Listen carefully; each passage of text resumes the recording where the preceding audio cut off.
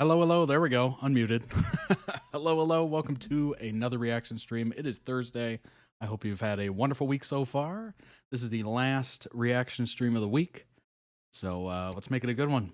Last one was very good. Had a lot of great variety to it. And I think the views showed it, which is really nice. Nice to see. Not even like a braggadocious way, but I'm just noticing that, oh, wow, that reached those views pretty fast. So obviously ATs probably brought a lot of views to that video, which is awesome. Hopefully everybody enjoyed it. The comments seem very positive, which is great. They always seem positive, but this one was pretty positive as well. So it's always good to see. We got some great videos. We got 5 amazing videos today. We start off with 17, then we do an F1 video. A little bit of a change of pace, not usually doing those videos. And then we go to NCT Dream in the middle of the stream, and then we're hitting up One Piece, and then we round it off with another Grey's Anatomy video. This one, a little bit more upbeat. So it's not going to be so sad. It's going to be actually a very heartwarming video, I'm assuming, based on the title. So yeah, should be interesting. Thanks so much for joining. If you're watching this later on YouTube, don't forget to subscribe to the channel. Let's go ahead and bring this up. If you watch the stream and you like the stream and you want to request your own videos to be on stream, you can. You basically have direction of the stream. It's a power I give upon thee. If you want to do that, go ahead and head on over to toddreacts.com, join the season and series tiers. If you want to just watch the longer form content, you can via the episode tier. While you're there, go ahead and check out the summer collection of merch available right now. It's perfect. It's starting to get really warm out there. So we got some shorts, athletic shorts, tank tops, crop tees, you know, less fabric. Less fabric is better in the summer, obviously. We got some leggings as well, a jersey that's very breathable, polo shirt, and everything else is just extremely breathable. Crop hoodie got rave reviews. Super soft, amazing. It's actually the hoodie, the white hoodie. You usually see me in that during the summer, but boy, it's been pretty warm in this room. I don't know what's happened, whether the insulation is just gone, but I have to turn down the air conditioning whenever I do this. But and I don't know what's happening. But go ahead and check out the accessories as well. This is the insulated tumbler, as you see before you. I take the water bottles new as well. I take that to work. It's fantastic. Many color options available with most of these items. I actually use the Desert Sunrise color. I enjoy it. I think it's awesome. Obviously, there's tons of different colors. This is actually a Camelback, which is a wonderful brand of water bottle. Let's see. Soft and cozy throw blanket. It is soft and cozy. Can confirm it's literally on the couch right now. I usually wear the hat outside. I just wore it today. And I actually keep the travel mug at work just because it's, you know, if I ever need coffee, like a pick-me-up, boom. It keeps hot drinks hot for up to 3 hours, I believe. And cold things cold for, oh gosh, let's see if I can remember off the top of my head. I can't. It's dishwasher safe, which is totally cool. One thing about the insulated tumbler, I use it literally every stream. You'll see me drinking out of it. Comes with the metal straw, as you see. The top and the straw is dishwasher safe, and you just have to hand wash the other part because of this logo design is printed on there, and you can see it's got a little bit of what do you call that? Reflectiveness to it. The obviously I went with mint. It's amazing, high-grade stainless steel, 20 ounces capacity. Keeps cold things cold for up to 9 hours. I haven't tested 9 hours. I should. That'd be interesting. Be an interesting experiment. And hot things hot for up to 3 hours. I haven't tested that. I usually just keep cold things in here. I'm not much of a hot drinker when it's super hot out. But it does keep things cold. And what's cool is the metal straw gets cold as well. It's fascinating. Go ahead and check those items out. If you're watching on YouTube, go ahead and subscribe. If you're watching on what's this called? Twitch? If you're watching on Twitch live while this is recording, go ahead and head on over to YouTube, Todd Reacts, and subscribe to the channel. All the VODs live there. The problem with Twitch is that they allow you to have VODs on there, like the actual streams, but then they delete them off the site within like 14 days or something like that. So you can't keep them up very long. So it's really awkward to try to keep any sort of like stream library or something like that, which is cool. I'm glad I have I'm glad I went with the YouTube first. That way it just can house everything and you don't lose anything. So head on over there if you want to check out old streams, or if you want to check out the new ones and you just enjoy using YouTube on a TV or whatever, go ahead and enjoy that. Head on over to the Todd Reacts Plays channel as well. We're going to do another edition, I guess we could call it, edition into Hogwarts Legacy. This will be part 5. I haven't posted the stream yet on YouTube, but I will, and it'll be scheduled. We'll do that after this stream. And yeah, it's been super fun. It's been amazing. I dual stream it on Twitch and YouTube, so whichever one you prefer, honestly. YouTube's great, obviously, because it keeps the videos there forever.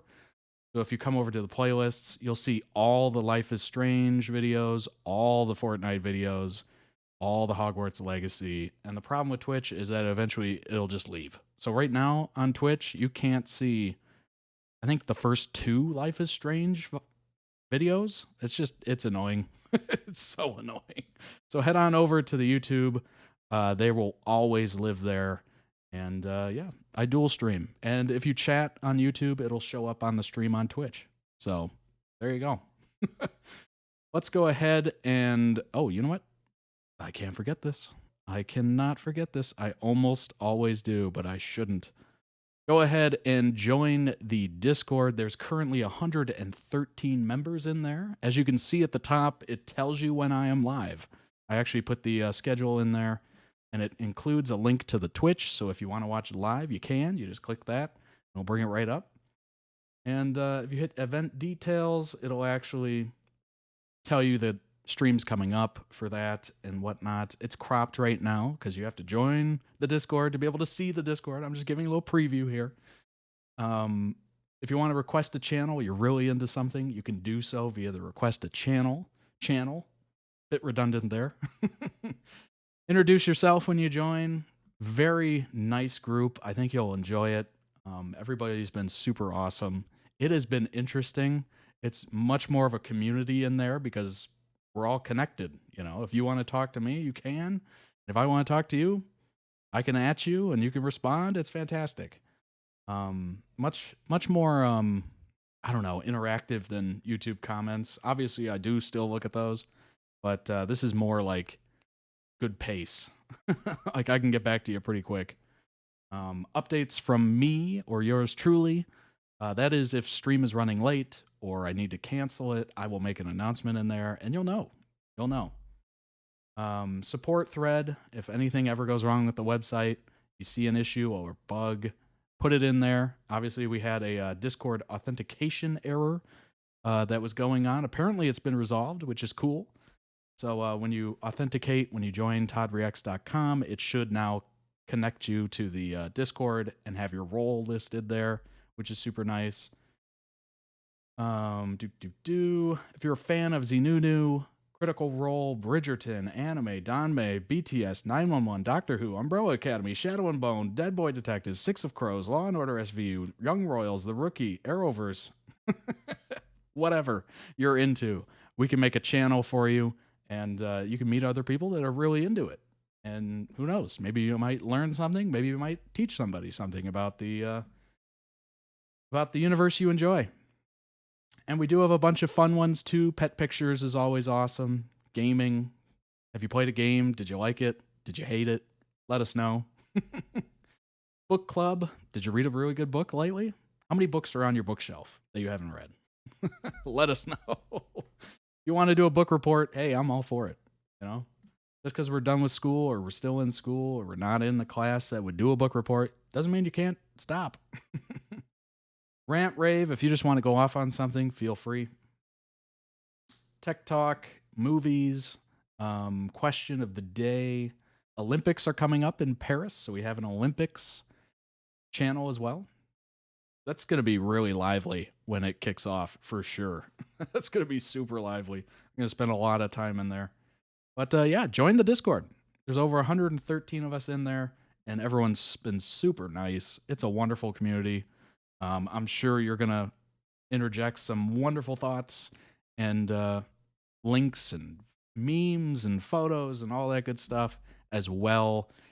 There's not a lot of rules to the Discord other than no politics, just because that's kind of like a general Todd Reacts rule. You can get that content anywhere, and I like this little escape. This little escape we have in this corner of the internet. Obviously, being nice to people is a rule.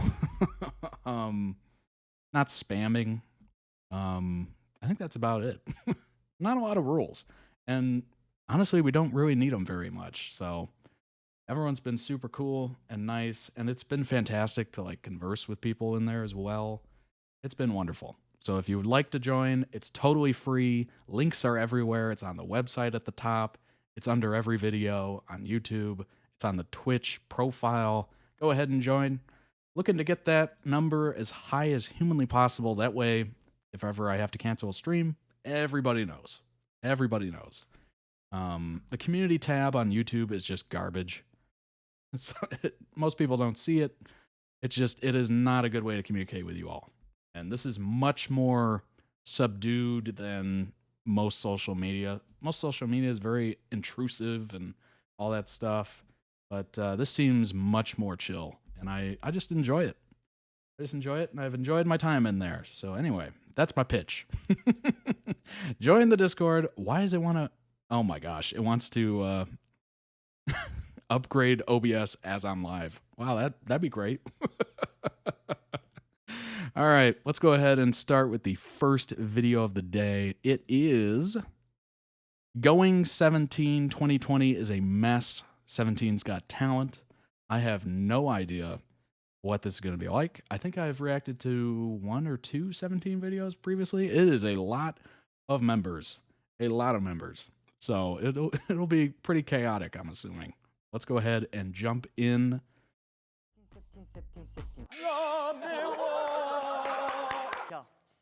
야, 근데 이게 무슨 오디션이에요?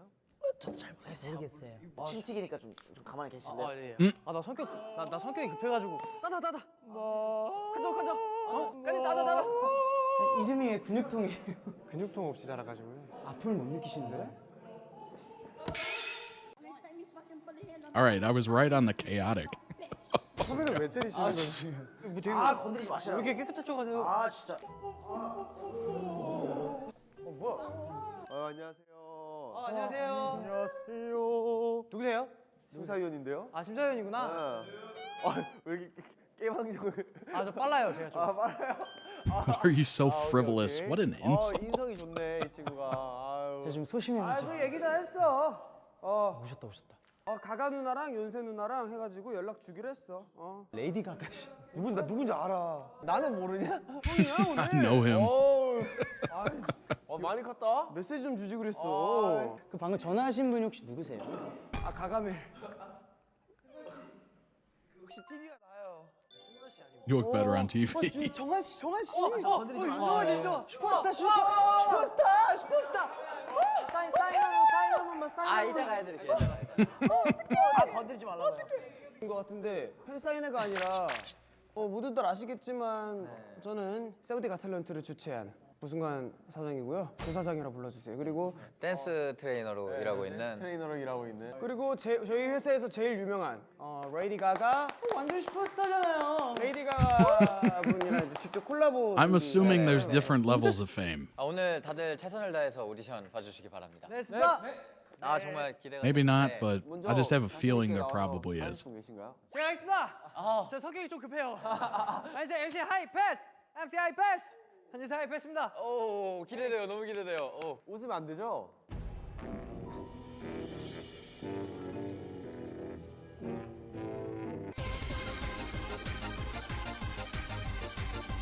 안녕하세요.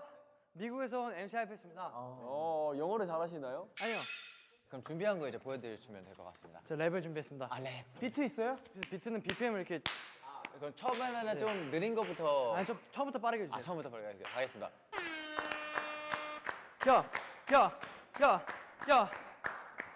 누구보다 빠르게 남들과 다르게 색다르게 리듬 비트 위에 나그네. 너무 좋은데 조금만 더 빠른 걸로 저희가 해야 돼. Too slow. 조금만 더 빠르게. Too slow. 5, 6, 7, 8. 야, 누구보다 빠르게 남들과는 다르게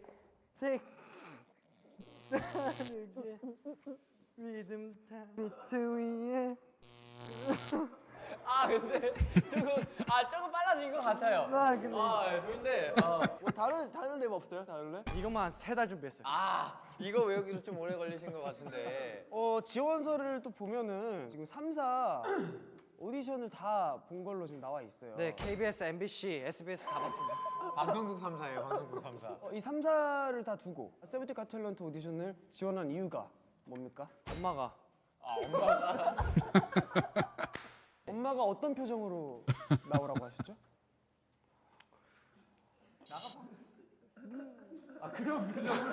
그런 표정으로. 내가 어떻게 어머니께 영상 편지 한번. 랩을 해주실 수 있나요? 엄마한테 그럼 170으로 5, 하면 6, 7, 8. 110이 얼마나 좋냐? 170 BPM. 요, 엄마 누구보다 빠. 좋습니다. 원래 이렇게 좀 뭔가 진지함이 없고 하시는 건가요? 아니면 지금만 남의 진지함을 무시하세요. 저는 랩을 할 때만큼은 진지해 보였습니다. 저는 죄송하죠 그렇게 한번 뭐 사장님이 그거 보는 사람 따라 다른 거 아닌가요? 그렇게 거들먹거리시면서 오실 거면은 거들먹. This might be one of the greatest auditions I've ever 랩이 다 있는 seen. 스타일이군요. 여기 노래가 써 있네요. 예. 제가 그 노래할 때 그 어떤 브릿지든 애드립을 할 수 있는 능력이 있거든요. 어떤 브릿지든 애드립을 잘한다. 그러면 어떻게 그 사장님 옛날에 활동하던 그 세븐틴 그룹에 뭐 브릿지 애드립 나올 브릿지 수 뭐 있는 뭐 약간- 그런 5, 6, 7, 8 입술이 다른 노래도 누구 랩이었죠? 네? 누구 랩이었죠? 그 아웃사이드. 대한민국 최고의 빠른 속도로 랩하시는 분인데 그러면 롤모델이 있나요? 롤모델이요? 필라그래. 상서부적해. 너무 좋았습니다. 감사합니다. All I'm picturing right now is him doing this with like Simon Cowell, like America's Got Talent, or not America's Got Talent, American Idol, 저는 진짜 못 느낍니다. and I'm just picturing those responses. 꼬집기도 하고. 네, 일단 제가 브랜나르는 꼬집어보고 땡겨보기도 네, 하고. 알겠습니다. 진짜 고통을 못 느끼시는 진짜 긴장하지 진짜 못 마세요. 느낍니다. 긴장하지 마세요. 왜 긴장하세요? 여기 많이 아픈데. 이건 진짜 안 아픈데요? 진짜 안 아파요. 브랜나루 이거 정말 아프잖아요. 진짜 아픈데 정말. 만약에 통증이 있는 사람한테 한다. 그러면 이게 정상이에요. 이게 정상이에요. 우리 무통인 원우. 하나, 둘, 셋. They ask you how you are, you just have to say that you're 안 아파요. 네, 안 아파요. 눈이 원래 이렇게 크셨나요? 네네. 진짜 괜찮은데요? 진짜 괜찮아요? 진짜 안 아파요. 그러면은 여기 목이 또 맞으면 또 아파요. 그냥 사람이다 하면은 이제 이렇게 하면 이거 너무 작았거든요. 이거 기분까지 나쁠 수 있어요. 저분은 무슨 죄야? 이게 근데 무통이라면 이게 진짜 안 아프거든요. 진짜 안 아파요? 네네. 마지막 라스트 단계. 코털 뽑아야 돼요. 코털. 나머지는 네, Got a heck of a straight face right 아니 now. 마지막 그 이제 뒤터벅지 로우킥 한번. 로우킥 한번. 근육통이니까. 원우 걸로만 한 40분 가보자. 좀 거리가 멀어져요.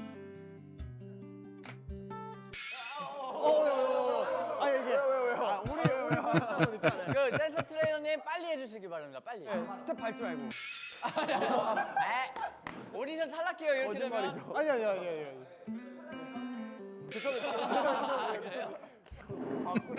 알겠습니다. 이거 뭐 하세요? 너무 뾰족한데요 이거. 좋습니다. 이거 분위기가 너무 좋네요. Personalities are amazing.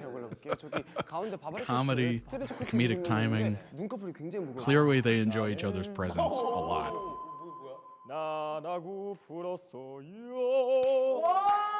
아 여기 저 친구 이름이 문하던데 문하던님은 생활을 뮤지컬로 한다고 적혀 있네요. You know what this is kind of giving me flashbacks to is Smosh. 안녕하세요. I'm getting a very strong Smosh vibe out of this. 저 친구가 어떤 걸 보여주기 위해서 저희 이제 오디션에 나오셨나요? 없습니다.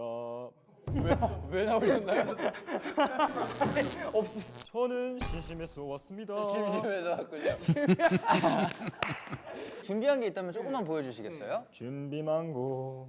What's up, Solar System? Yeah, it does. It does. Smosh games. I'm getting that so strong right now. The personalities are amazing. Clearly, they don't take themselves too seriously. 어떻게 해야지? 이게 밥 먹을 때는 어떤 식으로 밥을 먹어요? 밥 먹을 때 아주 쉬워요. 국밥 먹을 때. 밥 먹을 때. 야 매워.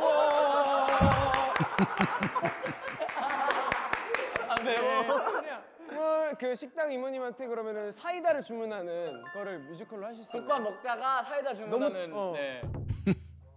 야 저기요 사이다 한 잔.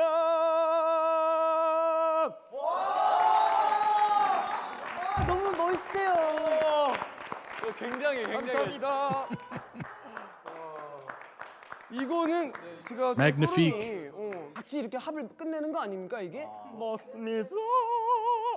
사실 뮤지컬에서 또 댄스가 중요하거든요. 댄스 중요하죠. 네, 혹시 저는 없습니다. 없어요. 근데 Same. 심심해서 왔기 때문에. Absolute same. 좋아요. 그러면은 우리 상황극 한번 그 연기 한 번만 더 보고 네. 마무리하도록 할게요. 알겠습니다. 당신의 이상형을 발견한 거예요. 그래서 그분한테 약간 데이트 신청을 하는 바로 가실 수 있겠습니까? 오, 들어갔어요. 와 압도했다. 태양 태양. 왜 이렇게 뜨겁지? 내 맘 내 맘, 라인. 왜 이렇게 차갑지? 뜨겁고 차. 이 세상 내 맘의 태양 태울 수 없어. 당신밖에 없습니다.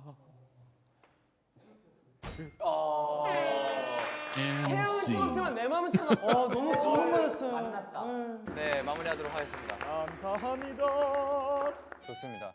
어떻게 제가 한번 안 됩니다. 그냥 저 한번 안 됩니다. 안 됩니다. 비슷한 그 참가자가 한 명이 있어요. 누구죠? 이름이 좀 특이한데 앵그리 꾸꾸 앵그리 발라더라는 Angry 토끼를 Cuckoo. 가지고, 오셨더라고요. 앵그리 꾸꾸님. 네. 네네. 앞에 나와주시면 됩니다. 안녕하십니까. 네, 저는 용인에서 온 앵그리 꾸꾸라고 합니다. 어떻게 하다 이름이 앵그리 꾸꾸가 그 노래를 하는 사람인데요. 이제 평상시에 좀 화를 못 내요. 그래서 이제 노래로 이제 좀 감정을 좀 표현하고자 앵그리 발라더로서 지금 직업을 하고 있거든요. 그러니까 누가 그렇게 화를 쌓아놓은 거예요? 많은 세상 사람들이 그러면 혹시 준비하신 노래 바로 들어볼 수 있을까요? 지금 이 순간이라는 노래를 준비해봤습니다. 네, 노래 들어볼게요. 오, MR까지 준비해요. 준비성이 좋네. 지금 이 순간 지금 여기 지금 여기 말로는 뭐라 할 수 없는 이 순간 참아온 나날 힘겹던 날 왜 이렇게 떠세요? Sometimes it be like that.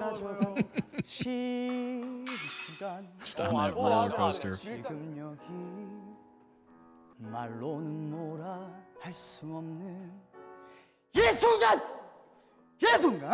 참아온 나날 힘겹던 날 다 사라져 아니 저기 맨 끝에 오디션 분은 아까부터 계속 막고 화나고 이처럼 멀리 지금 이 순간 또 화 안 냈어?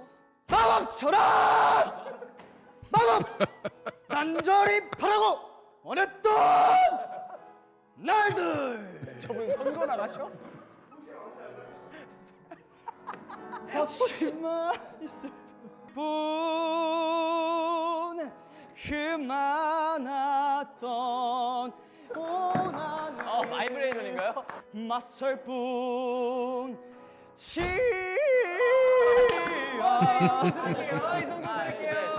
노래할 때만 좀 이렇게 That's my kind of singing right there. 평상시에는 그냥 뭐야 미쳤나 봐. 아까 나한테 막 그렇게 했는데 갑자기 숨이 됐어. 안녕하세요. 국장님 수고 많으셨습니다. 다음은 누굴 보는 게 좋을까? 아 저기 마지막에 있는 친구가 눈빛이 심상치 않아. 위대한 마술사 이찬이라고 합니다. 마술로 오디션을 지원하신 거죠? 네, 마술로를 좀 몇 개 보여드릴 텐데 별거 아닙니다. 보시겠지만 쓰레기통, 그냥 쓰레기통일 수 있어요. 하지만 마법의 쓰레기통입니다. 직접 손으로 열지 않아요, 저는. 어떻게 열죠? 마술로 자동으로 일어나요. It definitely has a pedal. 엽니다. 움직인다고?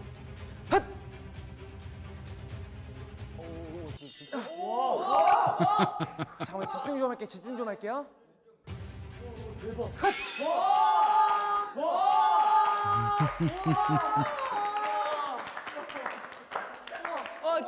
저 시선 처리. 제 손 다시 한번 보여드릴게요. 아무것도 없어요. 그냥 하면 재미없으니까 우리 심사위원 쿱스님의 코기름을 살짝. 코기름 넣어야지, 코기름. 살짝. 마술에서는 코기름. 코기름 넣고 네. 저는 코코코코. 그리고 승아 씨, 알겠습니다. 네, 자 코기름 충분히 넣었으니 이 손에서 다름 아닌 비둘기가 나오는 마술을 보여드릴 거예요. 어렵지 않아요. 네. 분명히 손이었죠? 벌써 나왔어. 오 나온다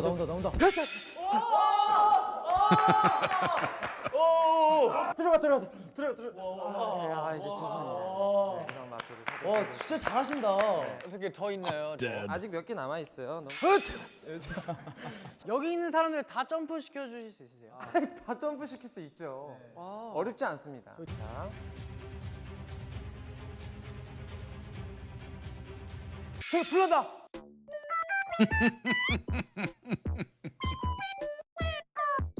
Oh my gosh. Link down below in the YouTube description for the original video. Go throw it some much deserved love. Very funny. Very funny. Definitely a Smosh vibe there. Don't take themselves too seriously. Very much, I don't know, very personable. You know, you can just kind of relate, obviously, and it makes them much more approachable because they don't seem so closed off or rigid or anything like that, where they seem like stuck up in a way. Because obviously when you become super famous, it's kind of easy to kind of shy away from the public and kind of put up like a wall, like a PR wall or something, public relations, and just kind of allow your publicists to like control your image and whatnot. So to not fall into that trap and to be just yourself, and whether that's goofy, whether that's silly, whatever, just kind of embrace it. That's probably the big difference I've noticed between Eastern media and Western media, is that it is just much more, I don't know, real in a way. You know, social media and stuff has a tendency to put like a sheen on things, like, oh, my life's great, I'm super professional, you know, maybe I'll do like this very funny situational thing, but it's completely staged. I'm not being goofy. I'm not being silly. I'm not making myself look weird. Very often it's just kind of a washed appearance, and you don't really get to enjoy the real person. So obviously NCT Dream is much more real and interesting than that. It was great indeed, Solar System. I totally agree. Let's go ahead and look into some information on them. South Korean band, stylized in all caps as SVT, is a South Korean boy band formed by Pledis Entertainment, I think. Group consists of 13 members of 17? Did it originally start at 17? 17 has won a large audience since its debut, obviously very popular, and has grown into an internationally recognized K-pop group with signature music and performances. Debuted in 2015 with the EP 17 Carat. I definitely remember that, so I'm not surprised. I might have read this before, but it's just jogging my memory, and if you've never heard of them, well, you're welcome. Here's a little introduction. Which became the longest charting K-pop album of the year in the US and the only rookie album to appear on Billboard's 10 Best K-Pop Albums of 2015 list. Released 4 studio albums, 12 EPs, and 3 reissues. I have no idea what reissues. Was that like remaster or something? 17 is considered a self-producing idol group. Well, I would hope. There's so many of them. With the members involved in songwriting, music production, and choreography, among other aspects of their music and performances.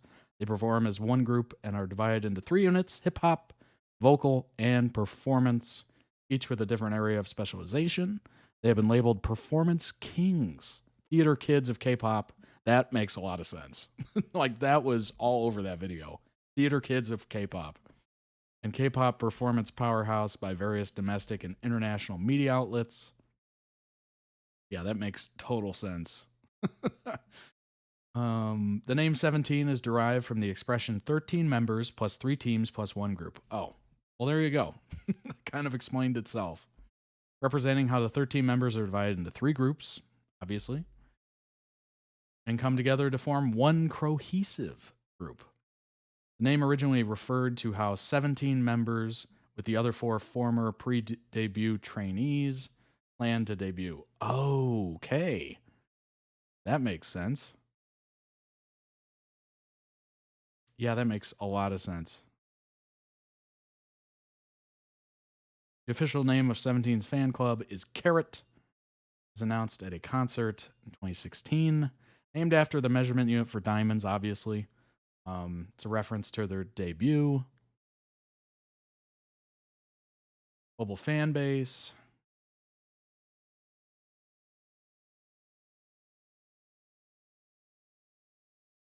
Interesting. First world tour. I'm sure that was quite the experience. Number 1 for the fans, but number 2 for the group. I can't imagine doing that first big world tour where you probably went from, like, who knows? Probably not clubs or anything like that, but decent size, like, arenas and stuff like that. Like, huge. Theaters, arenas. The show's attracted 50,000 spectators despite the group not having officially debuted in the country. That's unbelievable in Japan. Yeah, 50,000. That's a huge stadium. That's past theater. I don't know if there's a theater with 50,000 spectators. I'm assuming at that point it's a arena or stadium. Actually, that'd be a huge arena too. 4th EP was released. It peaked at number 1 in South Korea and sold over 330,000 copies by the end of the year. You know what's interesting is copies and sales have gone down drastically, and it's just because people stream music. So like years ago, this would be seen as not that great. Good, obviously, but in 2024, this is actually really good.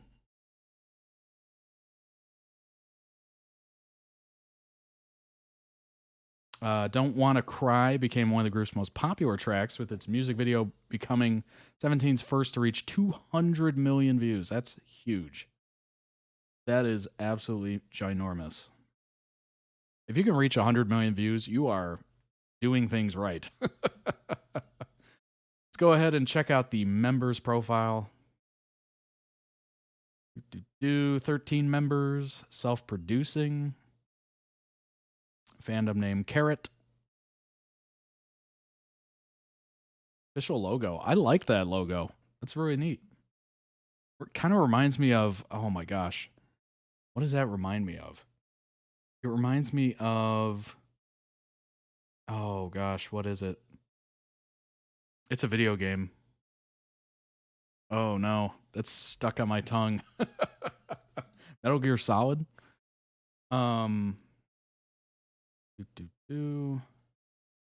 Latest dorm arrangement? Do they live in a dorm? Like all together? 6th floor, all single rooms. 8th floor, all single rooms. Unspecified floor. S. Coops lives separate from the dorm with his brother.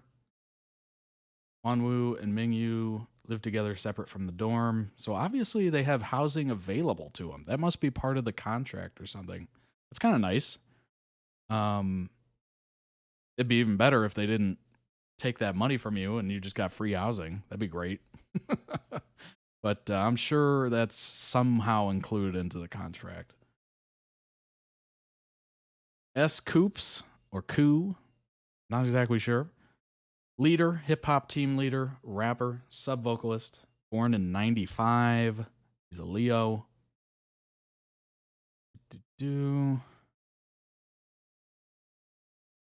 Subunit, hip-hop team, SVT leaders.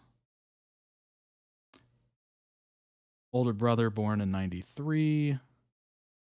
Oh, his stage name's derived from Coup d'etat, great success. Oh, okay. Became a trainee in 2010.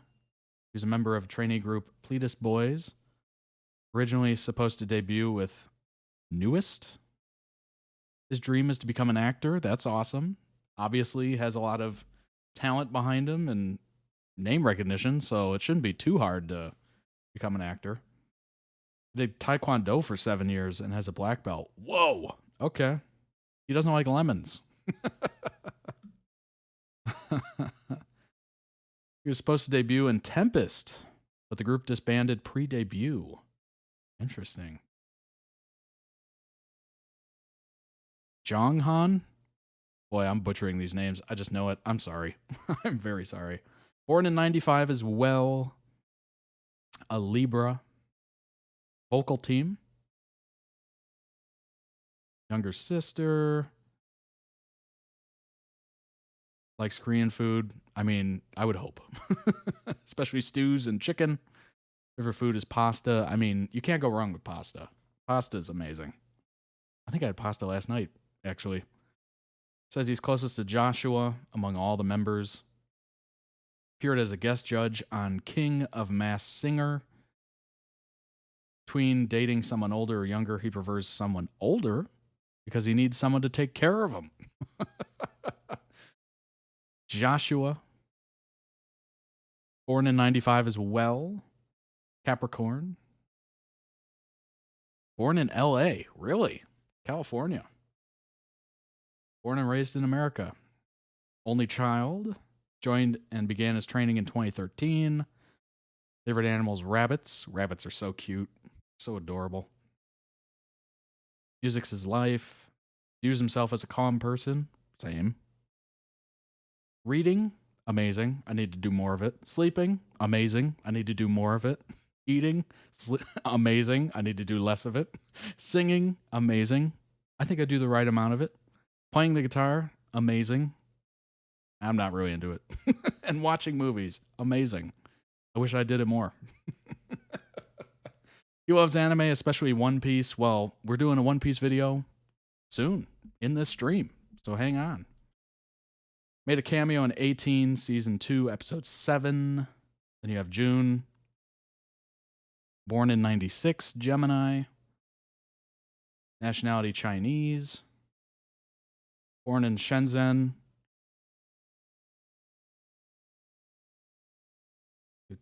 Let's see, what's interesting? He was a child actor in China. Wow. Can speak Mandarin, Cantonese, and Korean. Many Chinese students love K-pop, and that's how he became curious about it and moved to Korea. Began training in 2012. Can play the piano, like spicy foods. I like spicy foods, but to a certain extent. Cannot eat eggplant. Honestly, I don't think I've ever had eggplant, which is probably wild to admit, but I have not. Oshi. Born in 96. Performance team leader, main dancer, lead vocalist, sub-rapper. Just an all-around talent.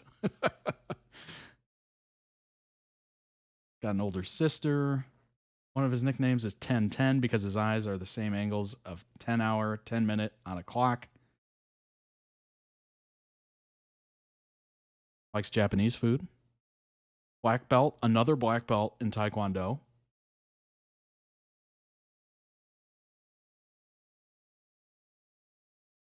Says he has the most bizarre photos of DK. Big fan of Shyy. There you go. I think we just did a reaction to Shyy, like last stream, or maybe a stream before. Check out the YouTube channel if you haven't seen it. Stage name means star in Japanese. Wonwoo, born in 96. The fact that the blood type on here is wild to me. That's a little wild. The Cancer, as a younger brother, former model. He's got the he's a member with the lowest voice, became a trainee in 2011. He says he looks cold due to his sharp eyes, but he's a warm person. Voted him as the cleanest member. Well, congratulations. Woozy. That might be my favorite name. That might be my favorite name. Only child. Scorpio, Sagittarius, cusp. Born in 96. Vocal team. Voted by the other members as the most hardworking. Views himself as being very calm, serious, and careful. DK has chosen him as the member with the... has chosen him as the member he was awkward with before. What does that mean? He's a big fan of Bruno Mars. Well, who isn't? Who isn't? Talented composer and producer, he wrote and co-produced IOI's Downpour. Now a member of KMCA. Black Bean Noodles. Interesting. There's DK. I've seen him mentioned about 80 times so far. Vocal team. Main vocalist. 97, born in 97, Aquarius. Has an older sister. 3 members think he's the funniest. Became a trainee in 2012. He prefers someone older. Take care of him. I don't know if that's accurate. That's been word for word on 2 different profiles. Maybe it was on like one video or something when they were asking him that question. Allergic to cats. Doesn't like cucumbers. What? I love cucumbers. Have you ever had cucumber salad? This is like the season to have it. It's like vinegar-based cucumbers. It's amazing. You put some dill in there. Oh, it is so fresh. So fresh and tart. It is lovely for the summer. Debuted as a musical actor in 2019 as King Arthur. Then we have Mingyu. Sub-vocalist, rapper, visual, face of the group. Boy, there's some pressure. Don't screw up your face. An Aries, born in 97. Tallest member of the group. Ranks himself as the best visuals in the hip-hop team. Well, ranks himself. Dang. Views himself as a tall kid with tan skin. Well, I mean, if it's accurate, there you go. He's in charge of hairstyling the group. Whoa. He had the opportunity to date someone older than him. Friends with BTS's Jungkook. Wow. Lots of friends here. Lots of famous friends. That's amazing. The 8. Born in 97. Scorpio. Born in China. Only child. In charge of b-boying and the performance team. He did b-boying in China for 6 years. Became a trainee in 2013. Prefers Chinese food. He can do nunchucks. Whoa. He's been practicing Chinese wushu, martial art, since he was 5. When he's sad or stressed, he reads. Interesting. I play video games, That's kind of my outlet. The meaning behind his stage name is when an 8 is turned on its side, the infinite sign appears. Number 8 has significance in Chinese culture. Likes fashion a lot. Chosen as a dance mentor on season 2 of Idol Producer. Dang. Sung Kwan. I probably butchered the heck out of that. Born in 98. Capricorn. Mood maker. Trainee in 2012. He was offered to join another group, but rejected it. Favorite food is hamburgers. I agree. Hamburgers are amazing. Oh my gosh. If they're done right, even ones made at home, like on a grill or something, they're just fantastic. Don't look down on the homemade hamburgers or cheeseburgers. Ideally cheeseburgers, right? Allergic to tomatoes. Doesn't like cucumbers. Well, no cucumber salad. No cucumber salad for him. Or tomatoes, I guess.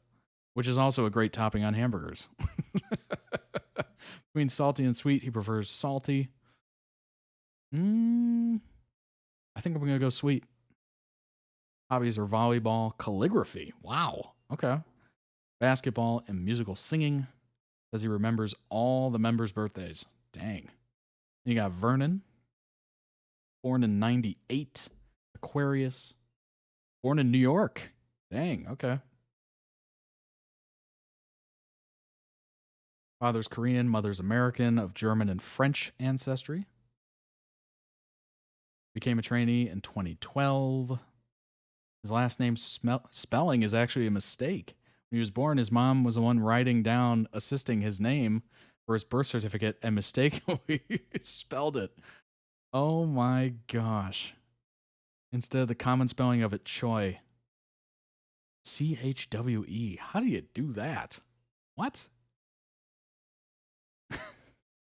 How do you mess that up? His favorite rappers are Drake, J. Cole, T.I., Kendrick Lamar. I was not expecting T.I. out of that. I get the rest of them. His favorite food is chocolate. I mean, it's hard to beat chocolate, right?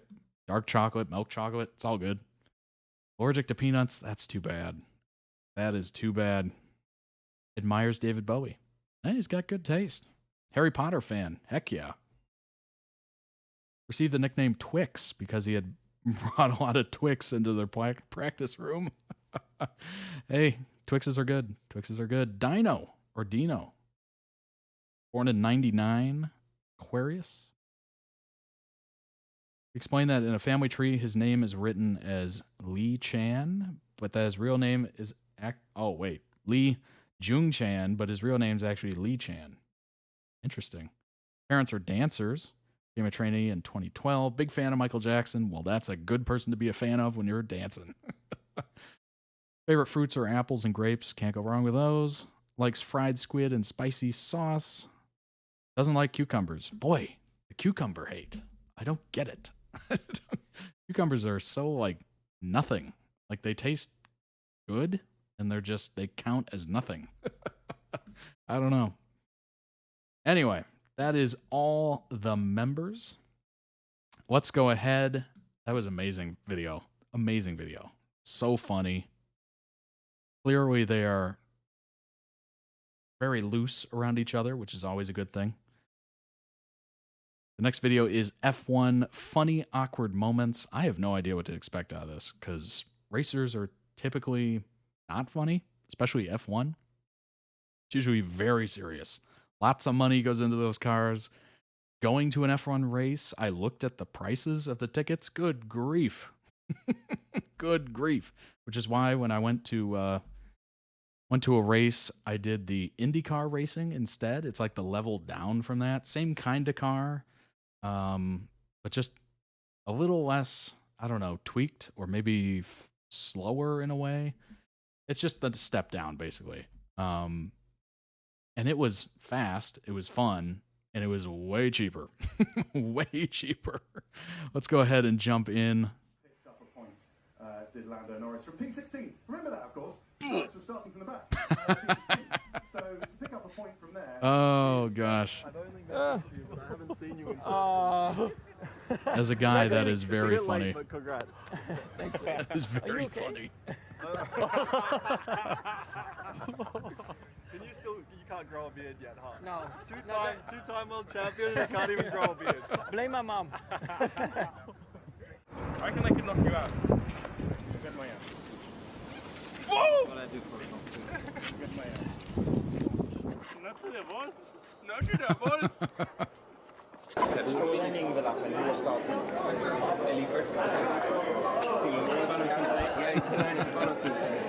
Kleine ja, jij hebt niet eens foto van me toegegeven. Altijd, Nicola weet je. On the radio when you're in the middle of the overtake, there were calls to box and you said, no, I want to stay I've been out. there. And you did box, I've been there. You're so zoned out. You can't zone back in. And then you realize you're zoned out. And you just decide to say stay zoned out. You're just like, eh. Oh, Ferrari friends. Oh, Ferrari friends. Oh, Ferrari friends. Don't be jealous. I'll talk to you next year, Rose. Not only them. Ferrari friends. Oh. I didn't know you would get jealous. Come on. You want to try? We're having a sushi degustation. Thank God it was your It's gotta be weird to be a racing partner. You're gonna find that one. Come Being on the same I don't team. like this sweet Because you're trying to help each other win. And you're trying to help each other win, but you're also trying to win that yourself. One is slightly So spiced. it's like a really awkward. This was What's going on? Yeah. Statistics. How do I say it? Statistics.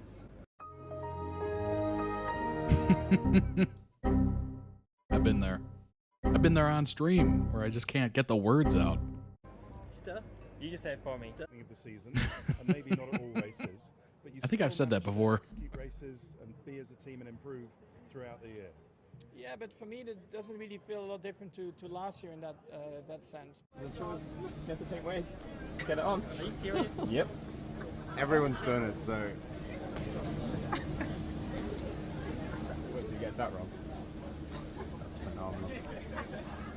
Tell me.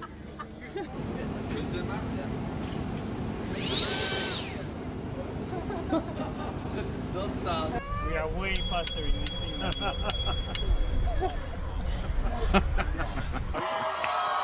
Trying to will it faster.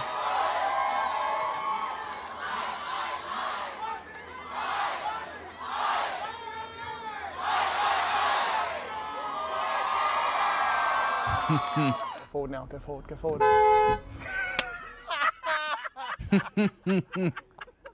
I respect him. I learn a lot of things from him.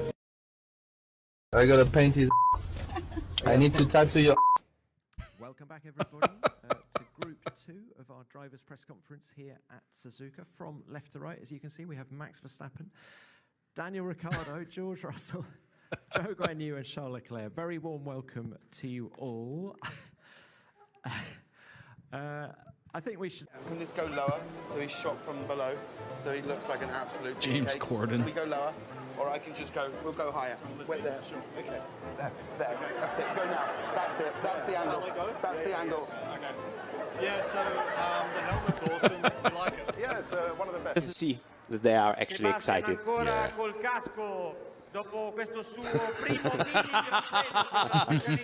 Great camaraderie, isn't it? Yeah. We don't always get to see this, and that's why you need to be part of Finale Mondiale. Esteban Gutierrez and Sebastian Vettel together there. Charles, what's happened with Max? Nothing, just an incident on the race. They are make it look like they're working. They're not working that hard. They're watching a movie. Mic drop. That reminds me of the Avengers when Tony Stark calls out that guy for playing Galaga on the ship. That guy's playing Galaga. We can see you. Don't think this one works. Sweet Caroline. Ba, ba, ba. How was your holidays? Yeah, it was good. Maybe a little bit too good. Maybe. Driving at 300 kilometers an hour through this part of the track. How many miles per hour is 300 kilometers per hour? About 190 miles per hour, if you're wondering. That's fast. That is so fast.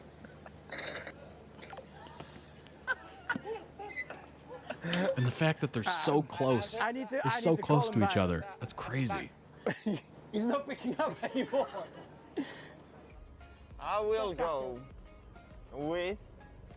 Go. C. C and C, wrong for both of you. No, that was B. It 10? was B. It was B. It was 10. No. You ruined my ice cream. This is... It's a 1. Only because the coffee is a 0, but the ice cream's a 10. So that cancels out to 1. It's driver's parade time. Oh, hey, Actually, really love hey. coffee flavored ice cream. We've stolen the account of Mercedes, I believe. They wish they had beauty like this.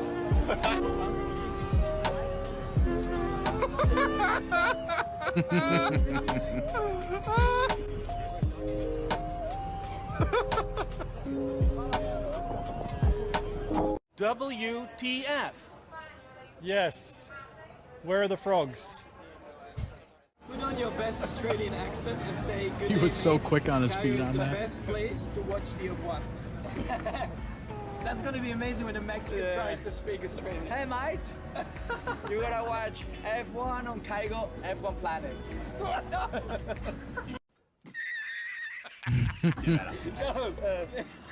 Okay, good day mate.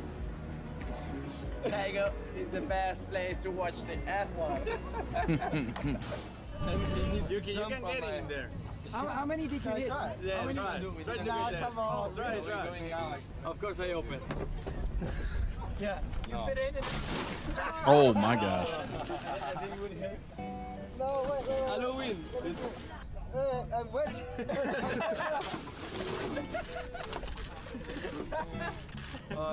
You see, the car's perfect for you. Yeah. It's nice. It's like camping car for you. You just go around. You know what I'm realizing right now is there's so much F1 content that I just never knew existed. I am not in this world. I never watch F1. I've watched maybe 1 or 2 in my entire life. But usually just the racing. You know, and I join like toward the end. Do we interrupt supper? The old Dutch ham and cheese. The glamour of being a Formula 1 driver, eh? Actually, I'm pretty hungry as well. Very nice. Go on. Look, teammates sharing a sandwich. How sweet.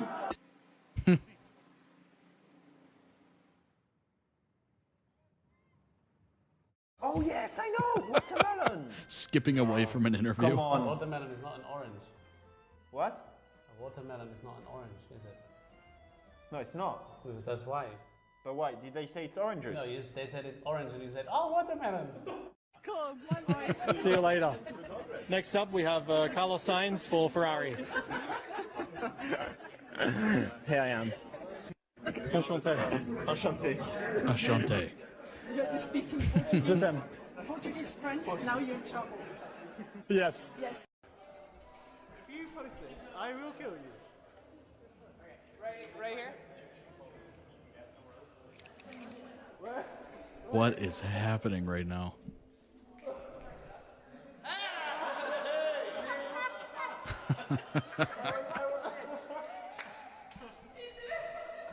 Alex, why are you actually wearing this?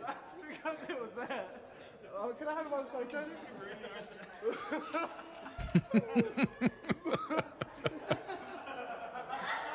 Just popped over from the hotel.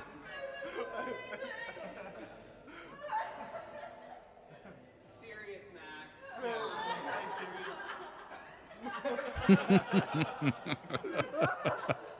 That's amazing. Okay, so legs shoulder width apart. You're going to bend your knees, and then you're going to put your back flat with the floor, and then your arms up like a chicken, and then your head up looking straight, and that creates a little pocket there. And now say pork.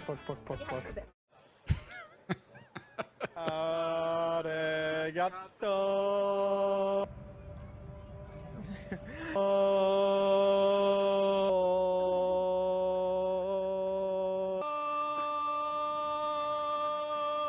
That man is a character. He's a straight character. I am so confused.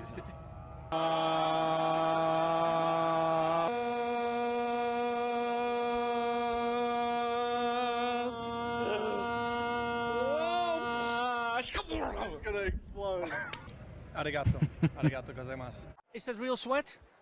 It's real sweat. I'm a high performance athlete. Athletes sweat. Sweat, baby. Sweat, sweat.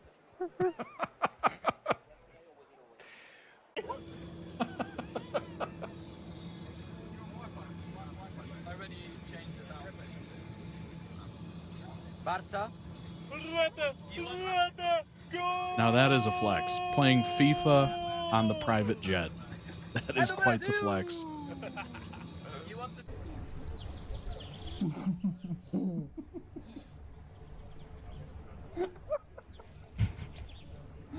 Here's the question. Can you do a thumb war and not smile or laugh or giggle? I swear to God, it's like the biggest giggle fest. Immediately. I cannot be serious while I'm doing a thumb war. Oh my gosh. That was way more, I don't know, like relaxed and chill than I thought it was going to be. I just assumed, by the way, link down below in the YouTube description for the original video. Go throw it some love. That was way more relaxed and chill and much more of a look at personalities and whatnot than I originally thought. And it makes sense because, you know, we have all these different mediums at this point, social media, certainly, television channels, etc. It's just, it makes sense that they would show a little bit more personality and be involved a little bit more. But I assumed, as an outsider of F1, I'm not a fan. I'm not like, you know, actively watching it or whatever. Most of that was surprising to me. I just assumed it was just this very serious sport. And everybody was just very serious. We got big names like Ferrari, Lamborghini, and whatever. And everyone is just deathly serious. Which they probably are. Obviously, when they're racing, of course they are. But I just assumed they didn't allow any sort of like fraternizing or joking or anything like that. Like, I just assumed it was very straight-laced. But that was eye-opening. That was completely eye-opening. That was way more goofy and silly than I thought it would ever be. I don't know. Maybe that's just my outsider opinion because I'm so used to like NASCAR in the US here. Which is it's serious, but it has a tinge of like some personalities and some goofy remarks and that kind of stuff. It's much more relaxed and laid back. Obviously, when they're racing, it's very serious, but, you know, because it's dangerous. But in interviews and content, it has always been lighthearted in a way. Certain drivers don't like each other, obviously. There's rivalries and stuff like that, but for the most part, it seems much more relaxed and laid back than F1. But that was surprising. That was actually legitimately surprising.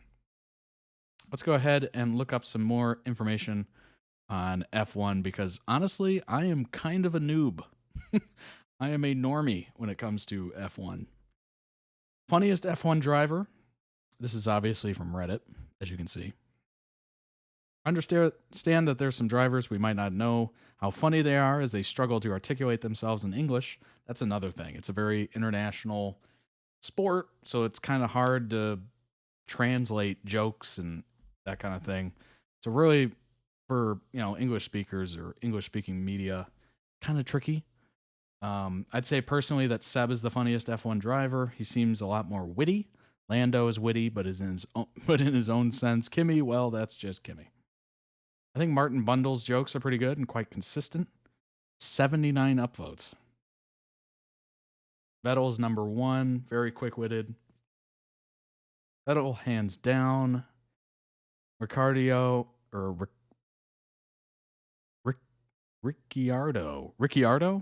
I think. To a lesser extent, I'm more drawn by his general charisma rather than his humor. Even though he's really funny, I won't deny that. As for Norris, he seems like a good lad and can be genuinely funny, but I never found his milk running gag or memes particularly funny.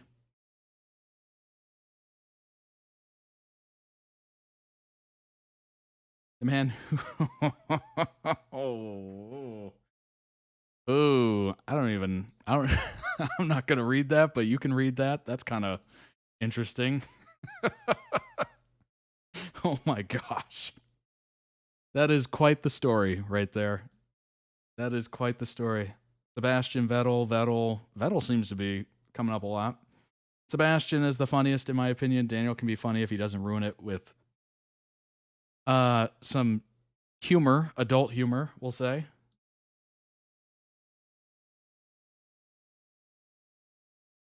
Perez, most underrated.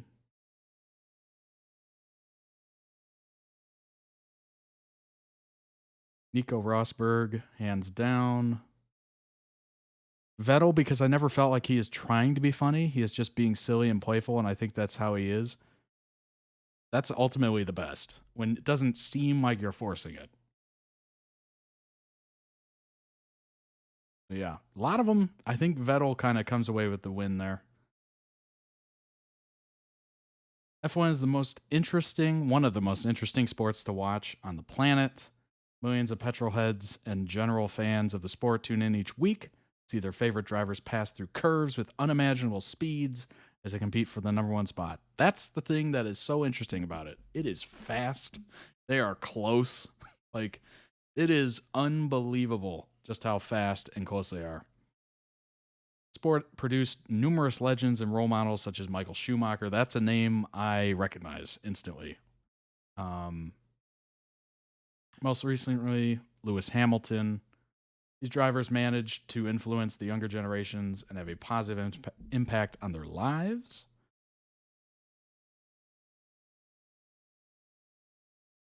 Kimi is probably among the most interesting and one of the funniest characters in F1. The best part about it is that he's not even trying to be funny. It's just that he's a quiet fellow who is not interested in promoting himself or participate in any PR events. Numerous videos of him being totally uninterested during press conferences, and all those videos are hilarious. F1 also posted a YouTube video of his greatest moments on the mic while driving, and they are too funny and worth a watch. All right, that's interesting. The fact that you can be kind of funny while you're driving at that speed, that's crazy. Charles is part of the Ferrari team and one of the most talented drivers. 2018 was his debut season.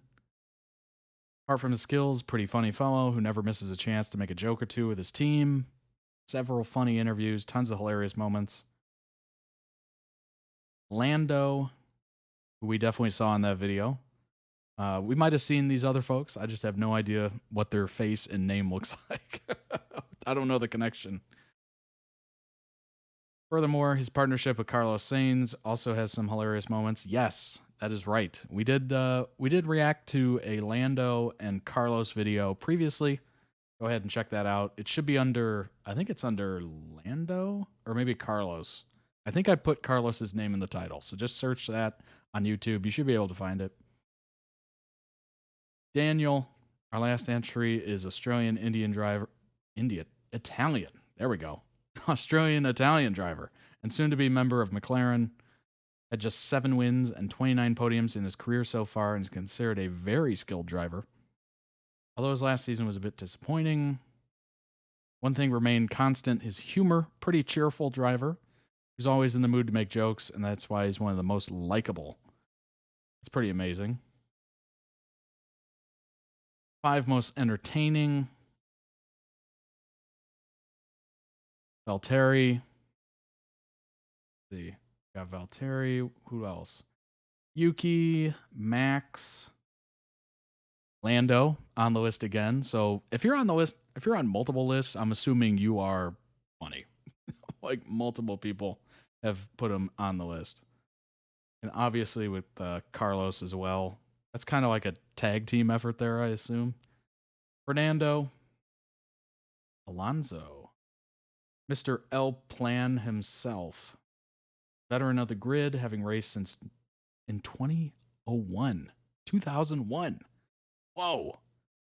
2-time world champion. Not afraid to speak his mind, even if it comes at a cost for the team and himself. Oh my gosh. Not afraid to get creative with the insults he says over the team radio. When his old enemy Lewis Hamilton crashed into him at Spa in 2022, Alonso said it was because Hamilton only knows how to drive when starting first. Ooh, a little rivalry, a little jabbing. That's funny because they know they're being recorded. They know it's going to be replayed for sure. For sure. Oh my gosh. That was much funnier than I assumed it would be. For sure. I was not expecting that. Usually, I don't know why I have this opinion of just this stuck up, maybe because of the prices and the locations of F1 races. They're stunning. Like Monaco. Oh my gosh. It is just beautiful locations. Those racetracks are in destination areas. It is just unbelievable. But let's go ahead and jump into the third video. We are halfway done. The third video of the day is NCT Dream not getting anything done because they talk way too damn much. This should be interesting. This should be very interesting. Let's go ahead and jump in right now. 뭐가 문제였냐면 말이 너무 많아.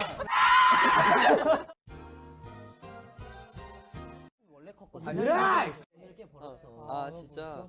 아 근데 내가 알기로는 일단은 사업이 근데 그 아버지가 무슨 자, 곧 왕래 박지성 씨의 성인 취임식이 곧 시작될 예정입니다. 우리도 그때 뭐지? 들으세요. 잠만요, 좀만 더 얘기할게요. 자, 이제 들으세요. 잠만요. 먹고 하자, 먹고. 내빈 여러분들께서는 각자 자리에 착석해 주시기 바랍니다. 다 앉아 있는데요. 박지성 씨 혹시 샴페인 딸 수 있나요? 네. 이거 날라가. 재미 씨 한 번만 흔들어 주세요. 지성아 그냥 해. 지성아 그냥 해. 할 수 있어. 아니. 야, 잡고 있어. 다친다고 이거 잡고 있어. 아니 밀지 말고 잡고 있으라고 병따개를. 얘 병따개 있으면 잡고 돌려서 뽕. 아니 이렇게 하지. 아니 그냥 해보게 하자 Right. 좀. That's the thing about champagne. You don't want to shoot it off because you lose all your good bubbles. Better to just silently pull it off. 그동안 못해줘서 미안해요. The more silent, the better. 야 깜짝이야. 보이비디오 127 편 봤을지 모르겠지만 갔어요. 거기서는 우리부터 시간 같은 자리 맞춰. 얘들아 좀 집중합시다. 그래서 준비한 게 제노는 배그를 잘한다. 그리고 저번 TMI가 나가고 엄마한테 혼났다고 한다. 안 들렸잖아 처음에. 네, 저희 NCT 드림이 지금 어디냐면요. 어디죠? 침대죠. 호텔이죠. 네. 지구죠. 하얀색 침대. 태양계 안에 있는 갤럭시죠. 얘들아. 가자. 이거 알지? 알았어. 바로 일본 도쿄입니다. 지성이가 태어나서 처음으로 먹는 술을 성인 돼서 먹으니까 이 특별한 순간을 되게 얌전하게. 나 좀 팔 아픈데. 야 위대한 개츠비 스타일이야. 해서 건배하면 카메라 쪽에 한번 이렇게 하고 마시는 거야. 건배해줘. That's a lot of people to try to like corral. 빨리 해줘. 쟤 웃겨져서 마음에 안 들어. It's giving chaotic good. 네가 요들면. 그러면 쩔어 진짜 화이팅 이렇게 하는 거야. 한번 언제 할 거야? 다들 앞에 봐. 다들 앞에 봐. 멋있게. Yo, Dream. 잠깐만. 컷. 야 왜 이렇게 아파 목소리가? 이거 그냥 지성이 알잖아. 너무 공기였어. 이거 그냥 지성이. Oh my god. 진영이야. 림 뭐야? 요 림. 미안한데 디바를 너무 림은 아니잖아. 그냥 요 림. 되게 안 웃을게. 파이팅 아니야? 파이팅이야? 파이팅. 자 할게요. 요림. 해찬이가 안무 연습할 때 안무가 바뀐 부분에서 틀리면 스시라고 외치면서 자기가 틀려서 모두가 안무 중간에 웃음이 터졌다.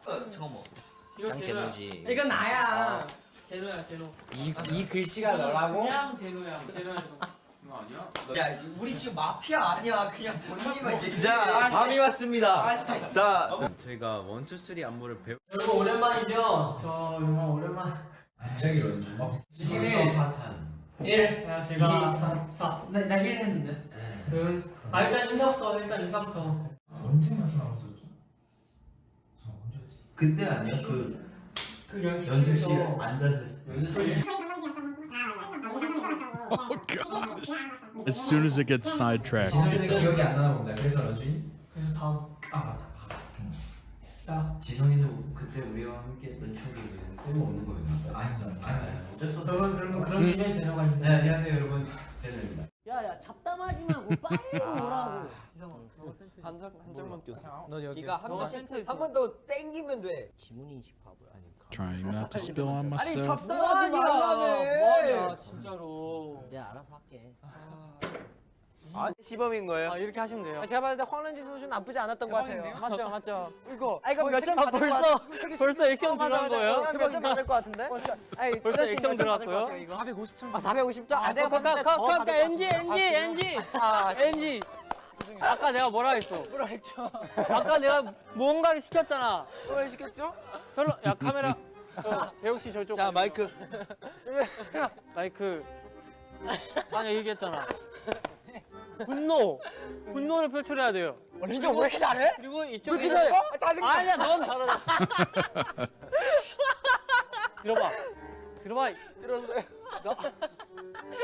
지금 제너럴 팬 지금 2년 던지고 있습니다. 어떻게 생각합니까, 지선 씨? 점수 240. 조용히 해. 소개 안 할게. 감독님 못 해먹겠어.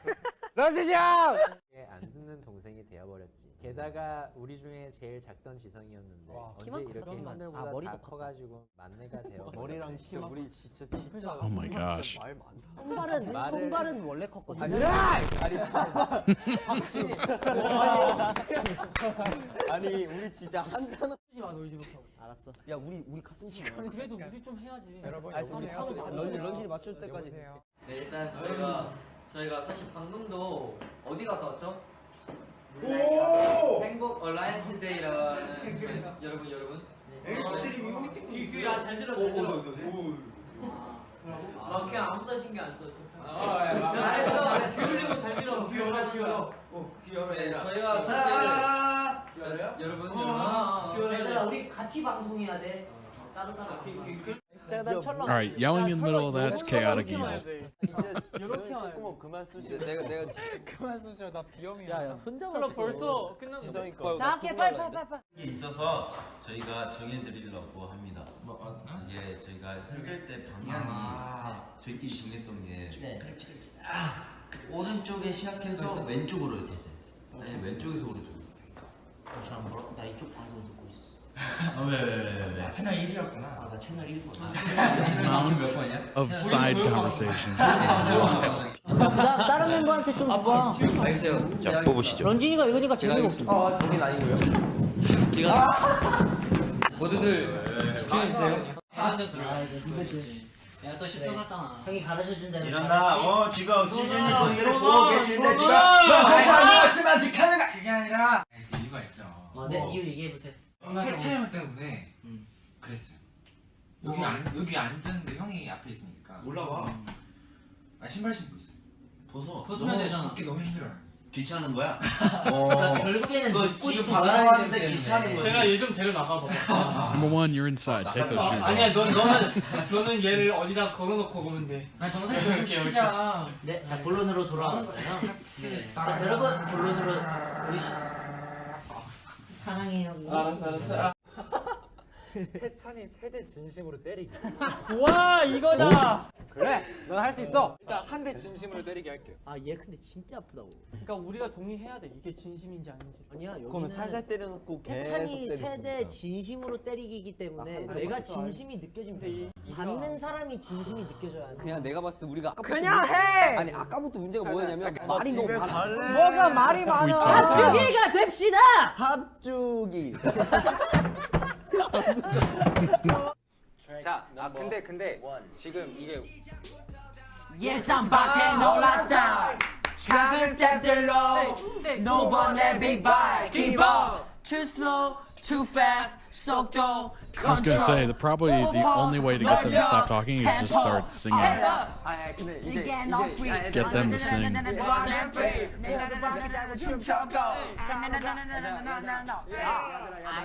야들아. 음악이 나오면서 얘기를 하는 거야. 속에. 아빠 이제 문이 어떻게 할 거야? 이 문이 어디? 빨리 인공호흡. 오이. 네. 그래도 저희 NCT 네 저희 NCT 드림이 저희 NCT 드림이 뭔 얘기하고 있는 거야? Trying to start the video. 다시 네 저희 NCT 드림이 앞으로도 계속 좋은 모습. 자, 철러 조용히 하고. 자 여러분 진지한 얘기 할 거예요. 네 여러분 저희 이제 그 밤에 전에 와. 빙판 때문에 하루 좀 더 늦게 오자. 맞아. 좋아요. 그러니까 우리가 아까부터 뭐가 문제였냐면 말이 너무 조용히 하라고. 오케이. What's amazing is the fact that they spend so much time together and they're still talking to each other like that much. That's amazing.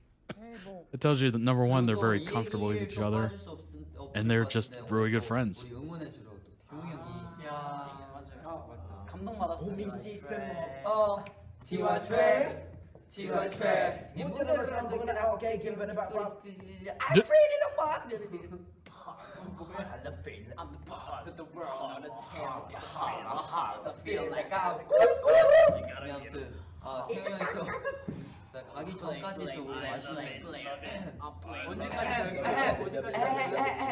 Oh my gosh. 그리고 또 The stream is like, can't handle it. Can't handle it. 네. 천지의 저것 이거. 그렇지 뭐야. 해찬이. 네 시청률 37.5%의 찬캠에 그리고 시청률 0%에 아이씨. 아니 꼬이네. 아니 런쥔이가 그 시청률 0%라고 해야 되는데 그 영상에서 시청자 0%라고 그러더라고요. 와 시청자 0%. 그럴 수 있어. 비슷하냐고 시청률 비슷한.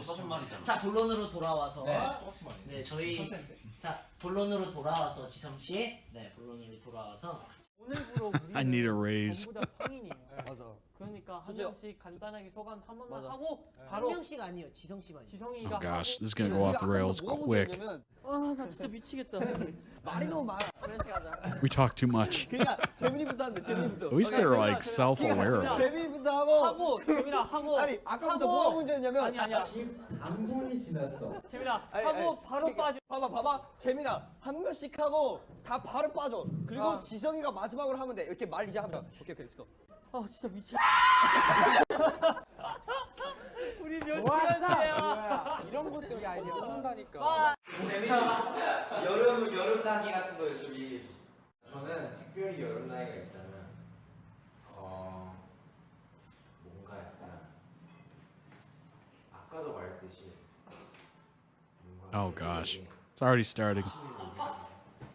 그러니까 요리 집중이 안 돼요 지금 저기서 보면. 그러니까 뭔가 애들에게 이 약간 이 시즌별로 요리를 다 해주는 거지. 겨울에는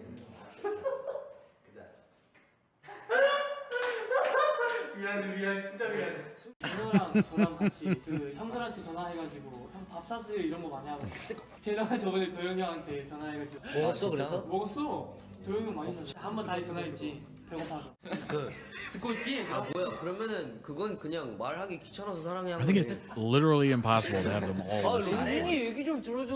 민훈 형한테 얘기해. That's what I'm gathering from this. 모르겠고 일단 저희 지성이? 섹시. 해찬입니다. 응? 네 우선 오늘 이렇게 지성이가 성인이 된 기념으로 누가 결혼하나요? 진짜 얄미워. 성인 시기까지 해보았는데 우리 We're gathered here today 형들 말도 잘 듣고 앞으로 정말 좋은 사람이 되기를 간절히 원한다. 우리 멤버 한 명 모두 진심으로 15만! 무엇보다 우리 시진님께 너무너무 감사한 것 같아요. 진심을 다해줬기 때문에 지성이가 그냥 가. 네 그리고 무엇보다 여기 계신 모든 스태프분들이 진심으로 지성이의 성인을 축하해주는 것 같아 마음이 벅찹니다. 네 앞으로 저희 NCT 드림은요 끝나지 않습니다. That was a purposeful mute, by the way. 새해도 건강하시고요 신축년 정말 좋은. 네 여러분 안녕하세요. 항상 너무 감사하고 제가 항상 열심히 할 테니까 많이 지켜봐 주셔서 항상 감사하고 경성하고 인사 잘하지 알고 있지. 저희 매니저 형이 항상 해주시는 말씀. I'm sorry. Drop the beat. What are you? I'm sorry. 아는 사람. 채로. 잠깐 질문이 뭐였죠? 근데 영상 편지. 님의 첫 편을 시작했는데요. 드림은 음악을 사랑하기 때문에 BGM이 필요하거든요. 맞아요. The Dreamies. That must be the fandom name.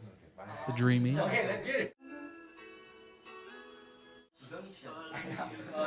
처음 들어봐. 그럼 디어드림 틀자. 디어드림. 좋아. 디어드림. 오케이. 여기에 오케이 바로 Little cacti. 사실 저희가 일단 설명을 해드리자면은 사전에 이제 아직 누가 누구를 썼는지 모르겠지만 각자 다 한 명씩에 대한 TMI를 썼습니다. 여러분 듣고 있지? 네, 듣고 있지. 뭐했어? 네. Like I said, it's impossible to have them all listen at once. That is unbelievable. Oh my gosh. Link down below in the YouTube description for the original edit. Go throw it some much deserved love. Obviously, that takes a lot of time and effort. So go ahead and check out their channel. As with all the channels that produce these videos, links are down below in the description. I usually get really positive reviews from the creators of those videos just because I link to them immediately. And I always tell people, go check it out. Maybe you enjoy other videos they do. Maybe you subscribe. Who knows? But yeah, go ahead and check it out. NCT Dream. Interesting name. Not exactly sure what it means. But let's go ahead and look up some information on them. Obviously very chaotic. Quite the chaotic boy band. Is the third subunit of South Korean boy band NCT. Wait a minute. NCT Dream is the third subunit of NCT? What? They were initially intended to be the teenaged unit of NCT with an admission and graduation system in which members would leave after reaching the age of majority, 20 in Korean, age reckoning, 19 internationally.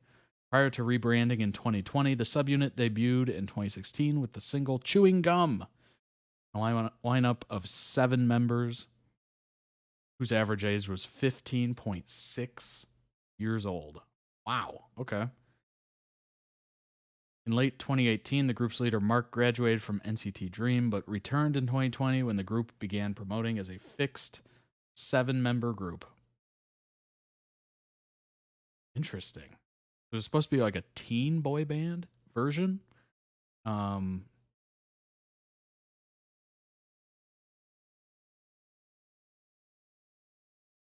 Oh, so you probably have, neoculture technology. I don't even, what? What is that meaning? Why would that name be selected? I wonder if it, group debuted their first subunit, the Rational NCT-U. It was followed by the Seoul-based subunit NCT-127. And then the teenaged subunit NCT Dream. 7-member subunit based in China, and NCT's first overseas subunit. Do a new fixed subunit featuring members. Debuted. What? Oh my gosh. This is like a spider's web. What is happening right now? NCT has united 4 times as a group. I'm assuming the large group, all the subunits together. Record full-length albums. Empathy 2018. Resonance. There we go. Good grief. Universe and Golden Age. Within 2 months of release, Resonance sold over 2.6 million copies. Good grief. Becoming the highest selling physical album released by an act from SM Entertainment at the time. Earning the group their first grand prize award at the Asia Artist Awards. That's unbelievable. That is so many copies. Oh my gosh. Oh my gosh. What is that? Double platinum? Is platinum 1 million copies? I don't know. I think diamond is 100,000, maybe? Or maybe 500,000. I'm not exactly sure as to what that is, but I think that's platinum for 1 million. So that's probably double platinum. Almost triple. Good grief. There's subunits like crazy. Interesting. So this is the teenage subunit. NCT Dream is one of the year's top 10 physical sellers domestically and earned them awards. That was in 2019. Whoa. Achieved major commercial success with the release of their first studio album, Hot Sauce, whose pre-orders surpassed 1.7 million. Pre-orders. Oh my gosh. Became the best-selling album on the chart in the first half of 2021. It was named Best Album at the 31st Seoul Music Awards. Dang. That is amazing. Released 4 EPs, 6 singles, 2 studio albums. Headlined 1 tour in Asia. Known for music reflecting youth and adolescence, growth, and the transition from innocence to rebellion. I'm sure that music is fun. Very fun. Maybe a little angsty in there too, but I'm assuming it's really lighthearted and fun. Maybe they have some serious songs as well, because that age range is innocence to rebellion. I mean, that is a very interesting time of a person's life, for sure. Trying to figure out who you are, what you're going to do, where you're going to go. Oof. It's brutal. And I hate to tell you, as you get older, you realize, oh, that never ends. Like, who are you? What are you going to do? You know, you could change a job and then all of a sudden your life changes. Like, you could get fired from a job, your life changes. Like, every single thing, like where you live, could change your life. So it's very daunting in a way, but it's also kind of refreshing. The fact that you get to, I don't know. It's like choose your own adventure story. Every lane that you pick is a chance to start over or do something new. Kind of fun, but it's also a little scary. So if you're younger, just know that really doesn't end or go away. That's just kind of life. They are the first and only Asian artist to appear 3 consecutive times on Billboard's 21 Under 21 list for their industry impact on sales, streaming, and social media, placing at numbers 20, 13, and 19 from 2018 to 2020. We're also included on the Times list. Time is a U.S. magazine based in New York. 25 most influential teens of 2018. Dang. Obviously, we have some information on the members. Mark, rapper and singer-songwriter. Let's go ahead and increase that size. Otherwise, I am not going to be able to read it. And it's easier for you to read. A member of the boy group NCT, its subunits, NCTU, NCT 127, and NCT Dream, and the supergroup Super M. Good grief. How do you keep that all straight? Like, how do you not get confused? He will make his debut in February 2025. What? It's a little odd that the blood type is listed on these wikis. What is that? Why is that available? That is so strange. Let's look at some... You know what? We'll look at early life from everybody. Born in Toronto, Canada, but moved to Vancouver at a young age, where he got casted into SM Entertainment. So obviously SM Entertainment is global. They're looking for anybody, which is kind of cool. He has an older brother who encouraged him to pursue a career related to music. Whoa. Hopefully he has paid back that brother tenfold. Graduated from a school of performing arts in Seoul. Obviously moved over to Korea in 2018. Obviously earlier than that. Jeno, I think I'm saying that right. Singer-songwriter and rapper. A member of NCT and a bunch of different subunits. Oh my gosh. Let's see here. Do we have any early life here? No, not really. Trivia. That might be interesting. Although he's allergic to cats, he has 3 cats. What? Oh my gosh. That man is just loaded on antihistamines. He was in the web drama of 18, a little cameo. Also on the music show. He was an MC on a music show called The Show, which is super cool. Bunch of writing credits. That's amazing. Hey Chan, I think I'm saying that right. Singer. NCT and a bunch of subunits. Personal life. Health. Ooh, this is interesting. On January 6th, 2023, stated will be taking a break from promotions to receive treatment and recover his health due to experiencing abnormal conditions. Chest tightness, heart palpitations. Yikes. Well, hopefully that was taken care of here. January 27th, SM Entertainment gave an updated statement regarding Chan and revealed that his condition has improved and that he will be returning to activities starting with NCT's comeback. Ayo. Boy, heart palpitations and chest tightness. That is not great. Hopefully that's, there's no like lingering effects from that or whatever it is. Dang. Couple writing credits. His fans donated over $2,500 I'm assuming, in approximately 3 hours to be able to have a poodoo at the LA Zoo named after him. I don't even know what a poodoo is. What is that? All right, let's look it up. Although I'm taking that off screen because I don't know what it is. All right, real quick.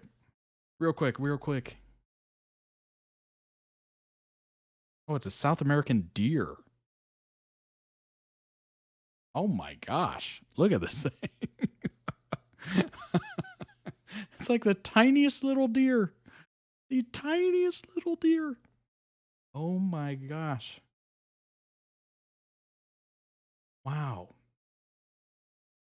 South American deer. World's smallest deer. That is unbelievable. Range in size from 13 to 17 inches tall. That is so small. Like a foot tall. And 33 inches long. Near threatened species. So they're not completely extinct. They're not, endangered, but they're getting close.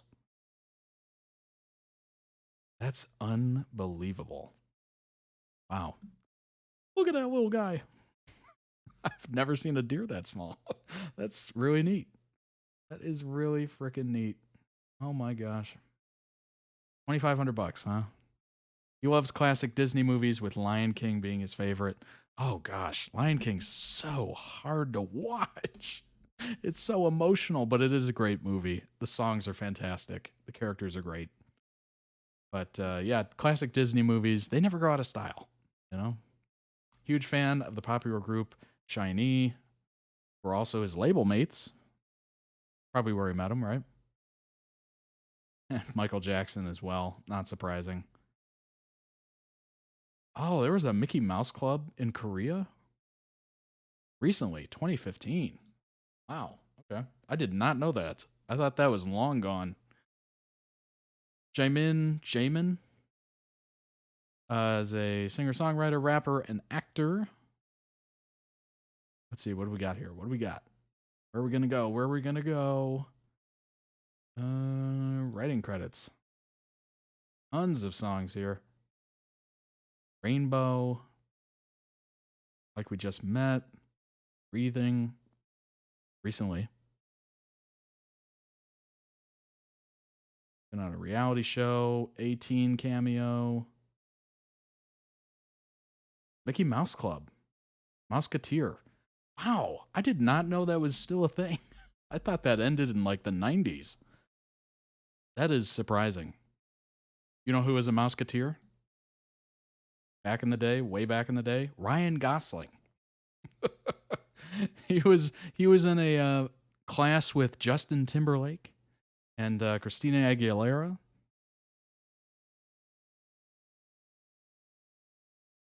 Just some random information there. You probably don't need, but it is interesting.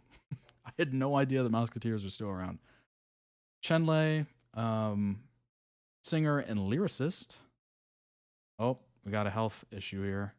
On March 16th, I have no idea what year that is, released a statement stating that while preparing for their second full-length album, Glitch Mode, Chenle injured his left ankle. He expressed his desire to still be a part of the album activities and will only be participating in schedules that are within reasonable bounds while he's recovering.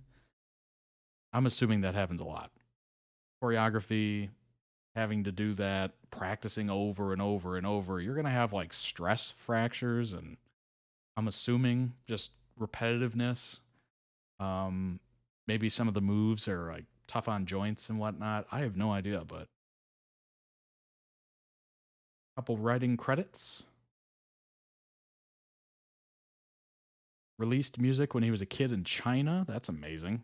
He was a child actor. One of 4 members who was not a part of SM Rookies before the group's debut. I'm assuming SM Rookies is like a training or something. Graduated from the Beijing Contemporary Music School with full marks alongside Renjun, which is, I think, another member. Yep. Definitely. I see the name on the tabs. Just sung, singer and lyricist. What else do we got here? What do we got? Writing credits. A bunch. Rainbow. Just Like We Met. Breathing. Wait a minute. What? He was 145 centimeters tall when he first entered SM Entertainment. Has he gotten shorter?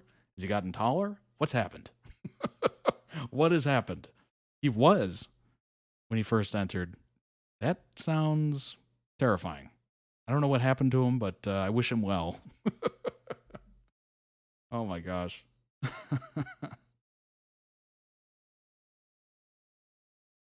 Competition show. Dancing High. I'm assuming that's for younger people and not about like being high. Renjun, Chinese singer, lyricist, and DJ. Personal life health. Oh no. On April 13, 2024, announced that Renjun recently experienced a worsening of his physical health and symptoms of anxiety. That's too bad. As a result, his activities would be suspended for the time being in order to receive sufficient rest and stability. On April 20th, announced would go temporary hiatus from all activities to focus on treatment and recovery. Yeah, I get that. And you definitely want to take it seriously. If things are getting a little too crazy and it's stressing you out and high anxiety and all that stuff, better to just walk away and then come back later. Was a radio DJ for TBS Radio from 2019 to 2020. Doesn't like eating cold things in the morning. Oh, I love cold things in the morning. Cold pizza being like one of the most underrated breakfast foods. It is so good. Oh, and I swear I could eat a popsicle any time of day. Morning, night, midday. Graduated from Beijing Contemporary Music School with full marks, just like Chenle. One of the 4 members of NCT who was not a part of SM Rookies.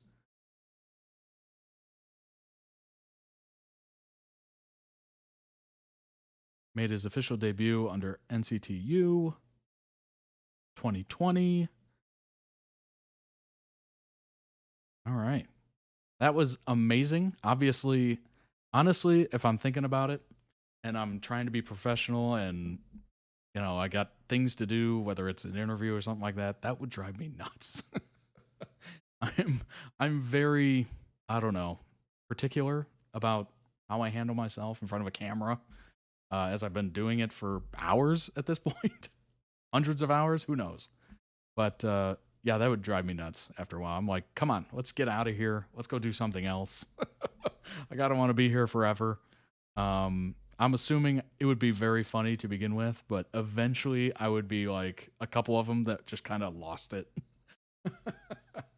But yeah, very interesting video. Obviously, they're all very close. So you can tell they all like each other, which is surprising.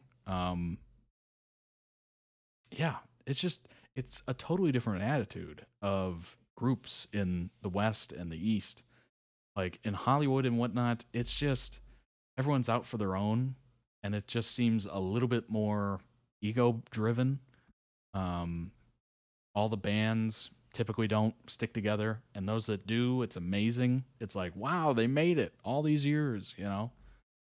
So it is a little different from what I've seen, which is great. Great to see. Let's go ahead and jump in to the next video. It is One Piece, More Than an Anime. It is a music video. It does have subtitles, so we're going to have to read a little bit, but very interested to see what kind of music's involved here, and a little bit more about One Piece, and then we'll obviously research it afterwards.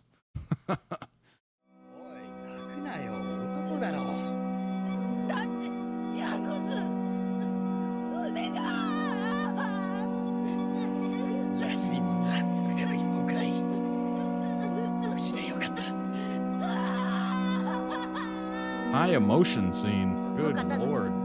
俺にくれよ。俺はあいつの分も強くなるから。天国まで俺の名が届くように強くなるから。Oh my gosh. That's me rolling out of bed in the morning. 食料はお前今日まで何も食わなかったのかよ。おい、なんとか言え。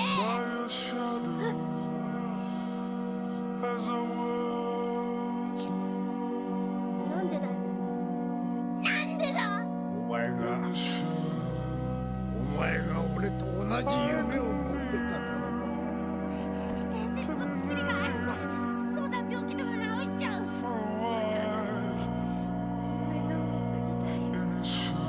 れでいい。夢なら見れよ。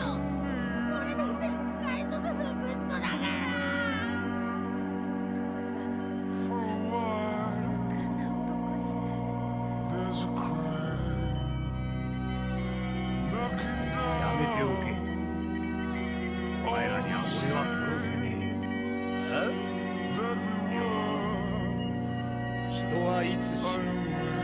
心臓をピストルで撃ち抜かれたとき、不治の病に侵されたとき、違う。猛毒キノコのスープを飲んだとき、違う。人に忘れられた。Whoa, that was deep. That was so deep.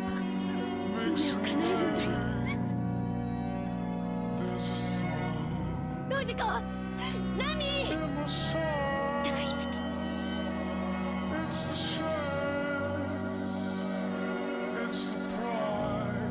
人に褒められなくたって構わない。何があっても生まれてきたこの時代を憎まないで。いつでも笑ってられる強さを忘れないで。Wow, these are like big life. These are like big life statements. The show is deep. 作った船に男はどんと胸を張れ。わしはロジャーという男に力を貸したことをどーんと誇りに思ってる。帰ってきてまた教えてほしいんだ。俺もいつか夢の船を作りたいから。世界の果て未知の波でも。 Oh yeah, didn't they make a live action on Netflix of this, One Piece? I'm trying to remember. I think it had decent reviews.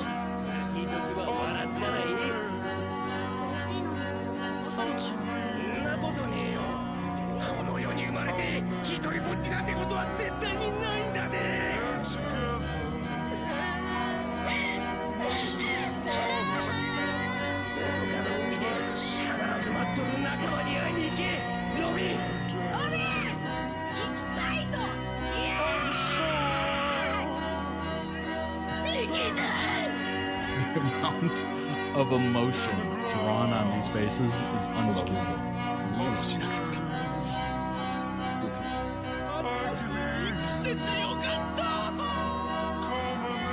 It's very exaggerated. That smile is massive.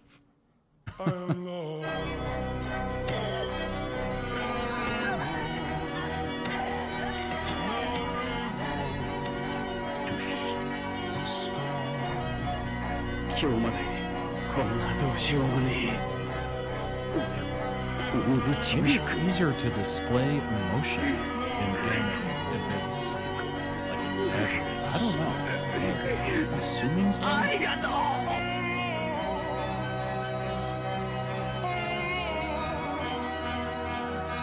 Just adds to the intensity.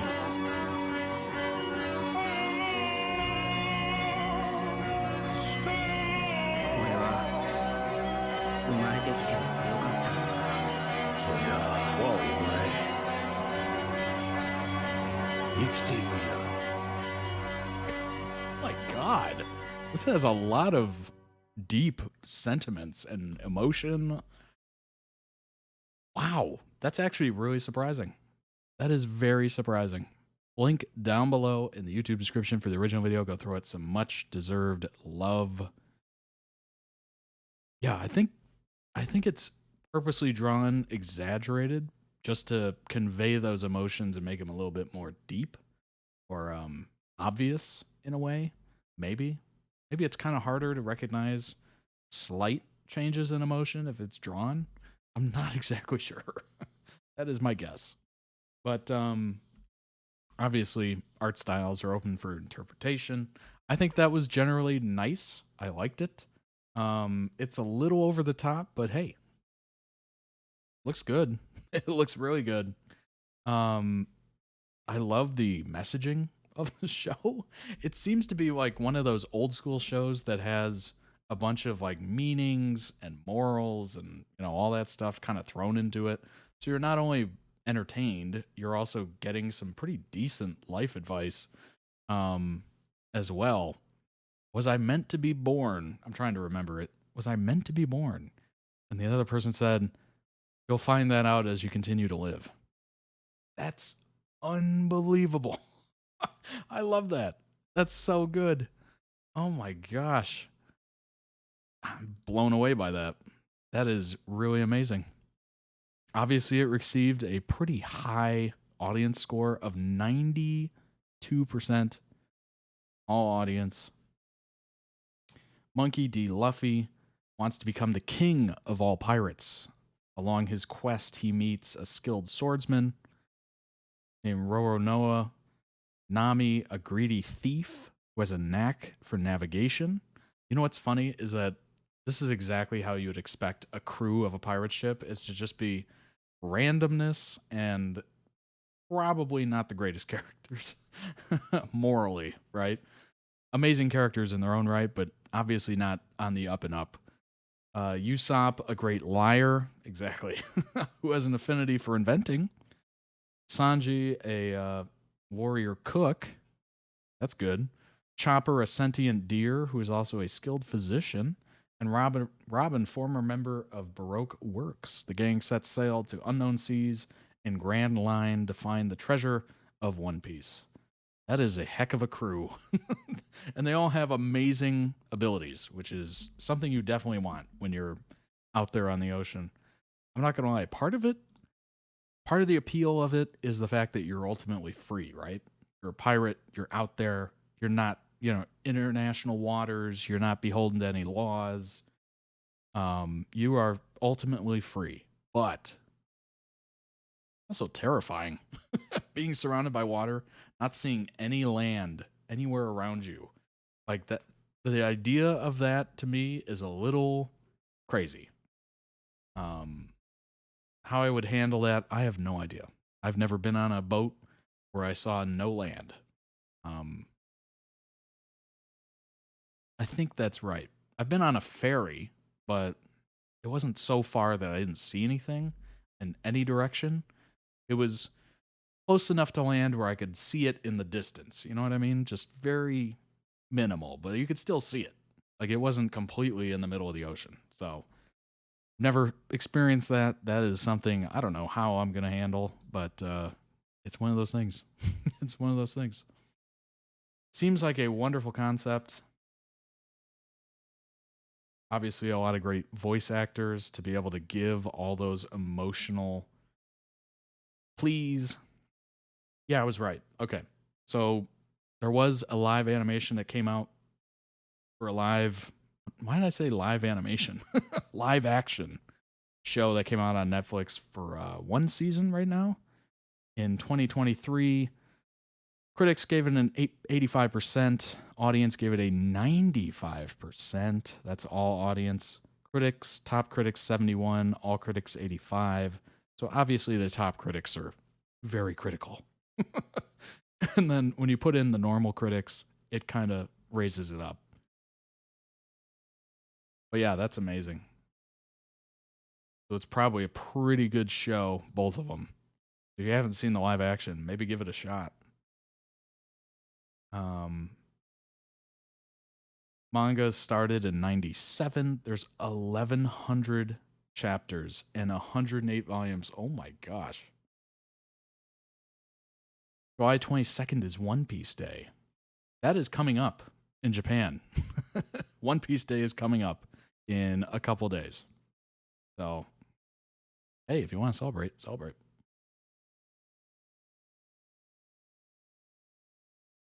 One Piece is adapted from author Ichiro Oda's award-winning manga, serialized in weekly Shonen Jump since '97.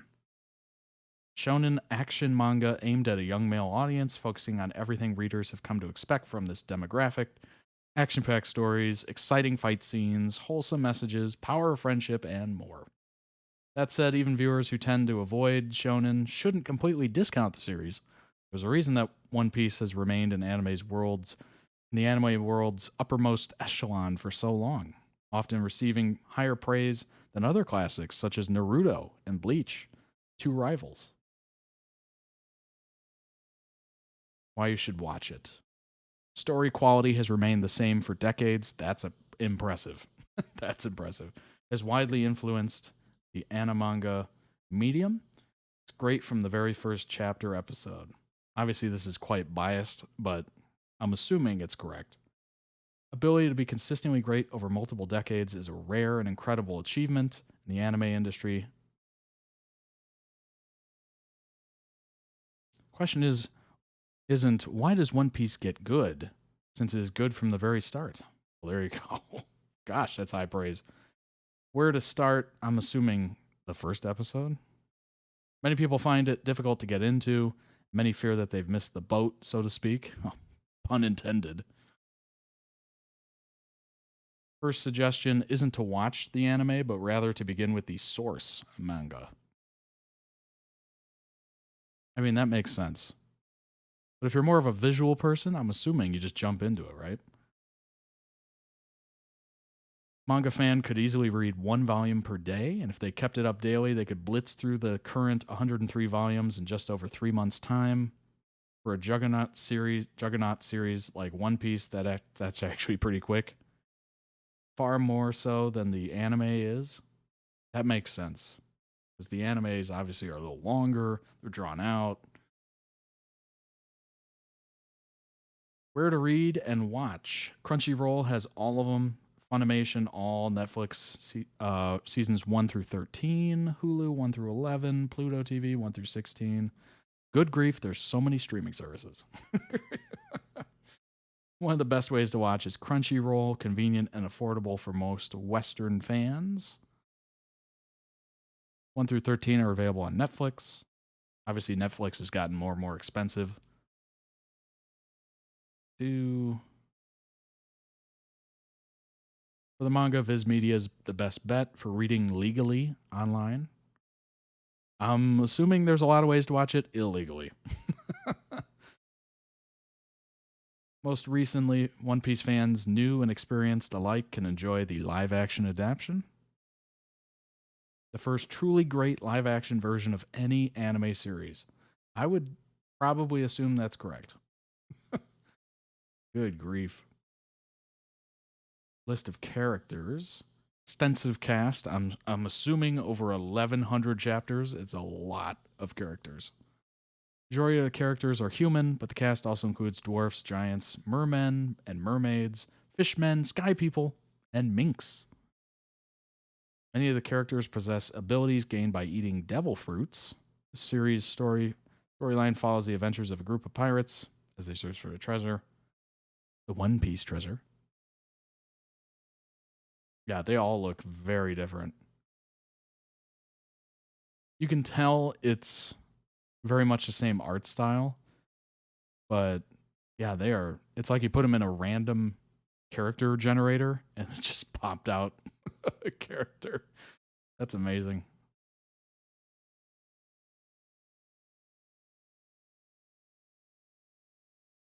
Several characters have been stated to be based on actual pirates. Interesting. Eustace Kidd, Eustace the Monk and William Kidd, Drake, Sir Francis Drake. That makes sense. Basil Hawkins, Basil Ringrose, and John Hawkins. Capone Beige. Al Capone. Are you serious? That's amazing. Jewelry Bonnie, obviously Anne Bonny, very famous. Bartholomew Roberts, born John Roberts. Cavendish. See if I can recognize any other names. Edward Thatch, aka Edward Teach, aka Blackbeard. Calico Jack. Here you go. Edward Lowe. That sounds familiar. That sounds very familiar, actually. Barbarossa. Yeah, a lot of those are famous, for sure.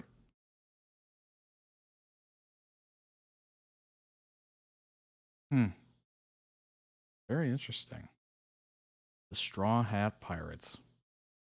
Crew of 10, captained by Monkey D. Luffy.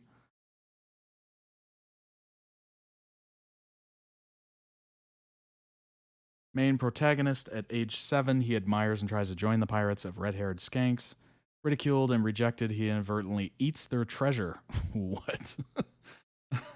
Gum fruit, which gives him rubbery attributes. Oh, that's why I saw that promotional of him like stretching his mouth.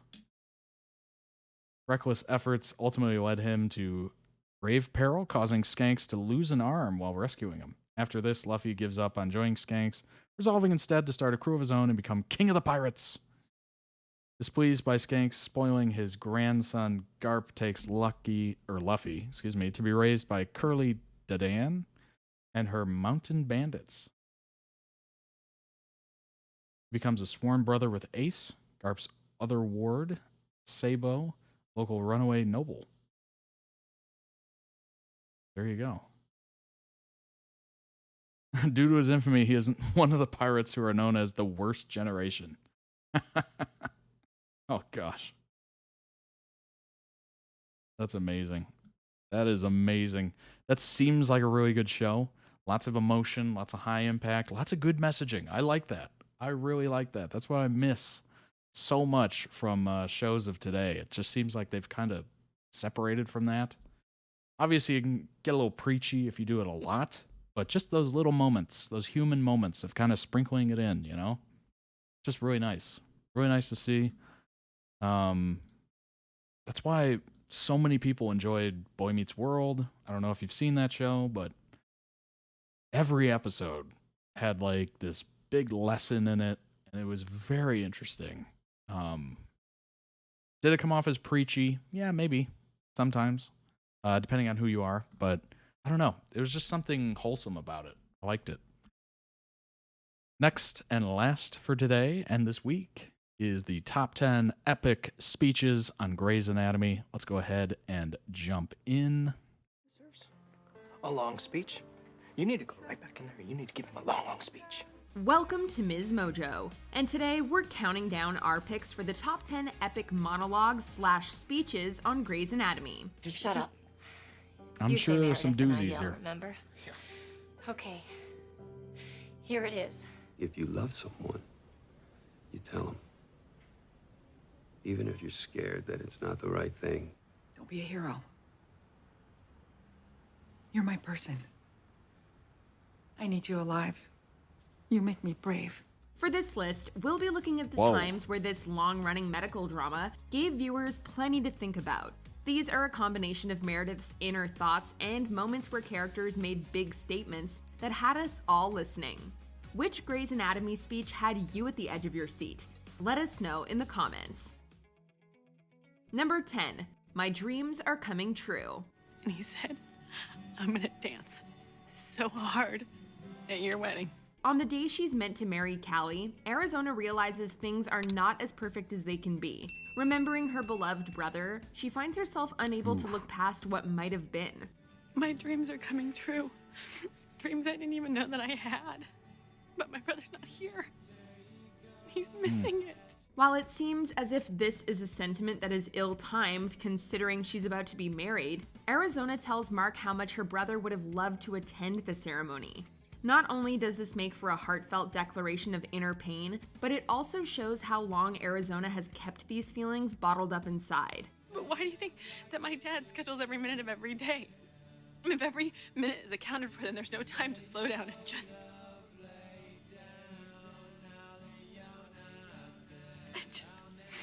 I need a minute to miss my brother. Sharing this information with Mark ultimately helps Arizona find support when she needs it, and the confession encourages her to continue with her wedding, even if things seem less than perfect. Number 9. Oh gosh, I'm assuming that is a common occurrence with weddings or any sort of like big celebratory thing like graduations or something. If you had somebody in your life pass, every big event or big monumental event in your life or something sad even is going to be sadder because you're going to wish they were there, whether it's to comfort you, whether it's to celebrate with you. Yeah, that is one thing that I think is going to happen with me. Just to get on a personal level there, I think that's going to happen with me. I'm not looking forward to it. I'm not looking forward to it. But yeah, I just think that's a common occurrence, very common, My hands especially at felt weddings. his heart start. You know, if you're having your father walking down the aisle, or your mother, whoever, grandfather, grandmother, whatever, and they're not there, that's going to be huge. That's going to be huge, devastating. Breathing. Christina's You competitiveness just have to has push through rubbed it. people the wrong Keep way positive. several times, and she's never apologetic about it. Feeling slighted by the lack of empathy she shows towards patients, I'm going to bring this up again just because I think it's so powerful, and I'm shocked Billy Ray Thornton came up with it. But he was just like, you know what? Losing my brother, you know, it hurts. And I don't feel ashamed about it. I think it's totally fine. And he deserves the hurt. He deserves me to feel hurt because he was a big part of my life. And I miss him. I was just like, damn, that was so like deep and powerful a sentiment. You know, take pride in the hurt. It hurts because it should hurt. And, you know, just kind of accept it. I was just like, wow, that was, I don't know where he came up with that, but that is amazing. Owen calls her out on treating people like a game or competition. Now, you're good. You're excellent. You can win all the contests. But if that's why you're doing this, then you shouldn't be. He doesn't hold back on his personal shots until Christina decides to tell him why she became a doctor. Sharing the story of the loss of her father as a child, Christina calmly puts Owen in check for thinking less of her. My dad died when I was 9 in a car accident. I was with him in the car. While we waited for the ambulance, I tried to keep his chest closed so he wouldn't bleed so much.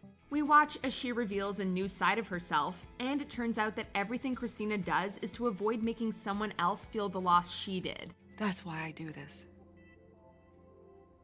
It's also why I win all the contests. It's also a good lesson not to make assumptions about others, as everyone has their own life stories, like Christina. Number 8. Very what about true. me? You don't know After somebody's learning struggle that or her pain. boyfriend Denny was So it's overlooked best for to a just heart treat people with transplant, respect Izzy takes and matters kindness. into her own hands. You've waited a year and a half. Because let's be to get honest, this we're all thing. Who suffering knows when the next in one way or one's gonna another. come along. I'll take my chances. No, it may be too late by then. Her plan to force the hospital very to give him the human heart emotion. is met with resistance from Denny, who doesn't want another man's pain on his conscience. However, Izzy breaks down and pleads with Denny to fight for her sake, as she can't live knowing he'll die. What about me? What about me when you go to the light? No, I get it, okay? I get it. You'll be okay. You'll be fine. But what about me?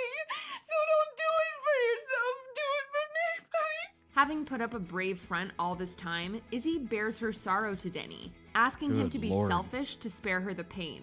Although what Izzy plans to do is both unethical and illegal, it's understandable why Denny Oh, that's relents, right. as her speech delivered all the pent-up grief she kept fighting to lock away. Please? Okay, I can't do this if you don't. Please do this for me. If you don't do this, please. Okay, I'll do it. Number 7. Today is the day my Gosh, life that's begins. brutal. Today I become a man. You know, I thought these were going to be a little Today I bit become more a husband. uplifting. Alex is known for but his apparently when they reluctance said to show his epic, emotions, and it's the also times he does open another up word are for worth depressing. remembering. With Meredith and Derek's planned wedding gifted to Izzy due to her seemingly terminal illness, Alex arrives Maybe to it's give her my the moment of eternal happiness she's optimism. always wanted. Just constantly thinking epic means great. Today I become accountable to someone other than myself. Today I become accountable to you, to our future, to all the possibilities that our marriage has to offer. Even though he knows they might not have much time, he claims that his entire life has been building up to his vows. Alex was always afraid under the facade of his tough guy act, but he leaves all pretense behind to show Izzy who he truly is. Today, Izzy Stevens, our life together begins. Boy, Izzy goes through it. For one, can't wait. That's what I'm This noticing right sincere now. commitment isn't lost on any of the attendees either, with Alex's words proving that he's in it with all his heart. Number 6. He's not the son. Sometimes it's best to keep things short and sweet, and a simple statement can say a lot. When Christina's departure from the hospital is due, she spends her last moment enjoying with Meredith. We have to finish. You're gonna miss your. We have to dance it out. That's how we finish. After making her best friend promise not to go through all the tragedies and accidents they experienced in the last decade, the pair are close to parting ways. However, Christina has some final advice to give Meredith over her imminent move to Washington with Derek, which really makes her think. You are a gifted surgeon with an extraordinary mind. Don't let what he wants eclipse what you need. True to her personality, Christina encourages Meredith to watch out for her own needs, even if it means compromising on her love with Derek. He's very dreamy, but he is not the Make dreamy. You are. Meredith ultimately realizes she doesn't want to move, as Christina's last advice was to empower Meredith to make that decision for herself. Number 5. You don't get to quit. A big wedding was never the only thing that Alex wanted to give Izzy, and he's heartbroken when she makes peace with the possibility of dying. I want you to have a brilliant career, and I hope that I get to be here for that, but if I can't, I just want to go to the other side. I don't know what's there, but it's gotta be better than hospital beds and tubes down my throat. Izzy manages to make Alex reluctantly go along with the DNR clause by telling him about her pain, for which she is completely justified. However, it's Alex's earlier pleas for her to fight for her life that hit hard in the feelings. You don't get to quit. You don't get to quit on me. Please, tear it up. The DNR, tear it up. With nothing left to do but operate on Izzy's tumor, Alex becomes desperate for his wife to allow the doctors to resuscitate her should she crash. It's clear that even though it's Izzy on the line, Alex has a lot more to lose, and he even volunteers to give up his career to spend his life with her. When Denny signed that DNR, you went crazy. Is that what you want? You want me cutting out ads? No. You want to wreck my career? Because I will. I will freaking cut out ads before I let you. Just wait, stop. Number 4, you don't get to call Can me we stop that. rolling here, please? Meredith is left to pick up the pieces of her life after Addison's arrival to take Derek back. With her former flame deciding to give his marriage another chance, Meredith drowns her sorrows Yeah, I with get that. I meaningless would probably hookups. fight it. Derek, who still has feelings for her, becomes jealous and shames Meredith, but she's in no mood to be judged. What did you just say to me? It's unforgivable. I don't remember ever asking you to forgive me. Reminding Derek that it was his decision to let her go after she wanted to be with him, Meredith lets him know that she owes him nothing. You left me. You chose Addison. I'm all glued back together now. I make no apologies for how I chose to repair what you broke. You don't get to call me a whore. Her retort is a metaphorical slap to Derek's face for looking Boom. down on her when he has no Mic right drop. to, and Derek knows he has absolutely no legitimate comeback. It's over. Finally, Yeah, it's done. it is done. Number 3, did you say it? I love you. The 5th season finale ends on a double tragedy, with both George and Izzy's lives on the line. Neither character got to say their final goodbyes to their loved ones, and Meredith's inner monologue reminds us of the importance of last words. Did you say it? I love you. I don't ever want to live without you. The doctors rush to try and revive their friends, who are seen in Oh, limbo, gosh. hurtling between life and death. Meredith also realizes that the challenges of life are ultimately secondary to the people that matter, and that no matter what, we need to go back to them while we still can. Make a plan. Very true. They could be Set a gone goal. tomorrow or today. Work toward it. But every now and then, look around. The season ends without confirmation of who between George and Izzy passed away, leaving us to ponder on the Oh, poignancy whoa. of Meredith's message. It might all be gone tomorrow. That's how it 2, ended? I The love season? you. Oh my Mark gosh. and Lexi spend years on Probably their drove on and people off nuts. relationship and are never quite able to make it work. Just when Mark thinks they're done for good, Lexi blurts out her undying love for him, much to her own surprise. I love you. Oh God! Oh my God! That just came flying out of my face. It was just some kind of. I love you. I just Sometimes it does. did it again. Relieved that she can finally say what she's wanted to for so long, Lexi doesn't hold back once she's started, leaving Mark unable to process this sudden declaration of her feelings. The speech works even for someone Whatever who you has say, never don't say watched thank the you. show, as Lexi Don't do it. recaps everything that went wrong between them. He's gorgeous and he's younger than you and he doesn't have any grandkids or babies with his lesbian BFFs and he's in Avery and he liked me. You know, he really liked me. But it was never gonna work out. However, the point is that it doesn't matter what doesn't work, since Lexi knows her love will always win. It's like I am infected by That started Mark's so love, well. and I just can't. And then it got a little I can't weird. think about anything or anybody, and I can't sleep. I can't breathe. It's getting better. I can't eat. She's saving and it. I love She's you. saving it. I love you all the time. Mark does return her feelings before she dies, making her speech worth going for in the end. That's right. Before we unveil our number Oh one my pick, here are some gosh. honorable mentions. He took little pieces of me. There's a lot for Christina to And he also offer that said, I'm goes not holding your hand unappreciated. because you're not Little dying. pieces which- over time. So small, I didn't notice. Read the room. You know? He wanted me Read to be the room. something I wasn't, and I made myself into what he wanted. One day I was me, Christina Yang, and then suddenly I was lying for him. Picture the life you dreamed of living, because life is a constant work in progress. Are you living the life you envisioned for yourself? Are you who you wanted to be? It's guys like you who don't see girls like me. Hold on. Let's not have that kind of self-reflection. That can be dangerous. Oh, gosh. Maybe if, it's a more short thought, like, oh, am I really happy in this job? Maybe I'll get a different one or something like that. Before you quit or get fired, find the other one. But I don't know about person. That's a lot. Maybe that, maybe that's a good thing to think about, but wow, that is a huge hill to climb. Because we've all been there, just like Bailey. We don't exist for you. We exist to do your homework. We exist to build your ego up. Good man in a storm, because this was when Arizona stepped up when she needed to. I love your daughter, and I protect the things I love. Not that I need to. She doesn't need it. She's strong. I forget the name of that actor, but he's in so many different things. I'm not as a Meredith supporting Grey, actor, and he's because great. we finally saw what Addison was going through. I want you to care.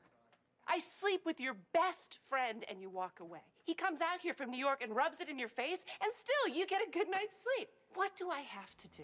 Before we continue, Oh my be sure gosh. to subscribe to our channel What? and ring the bell to get notified about our latest videos. You have the option to be notified for Oh, occasional okay. videos or all of them. If you're on That your phone, was make sure you go into your interesting. settings and switch on notifications. Number 1. Pick me, choose me, love Oh. me. Being abandoned by her father and raised by a neglectful mother made Meredith believe she didn't deserve love. It was after experiencing real happiness with Derek that she began to think her problems could go away, and Meredith decided to give everything she had to get him back. I lied.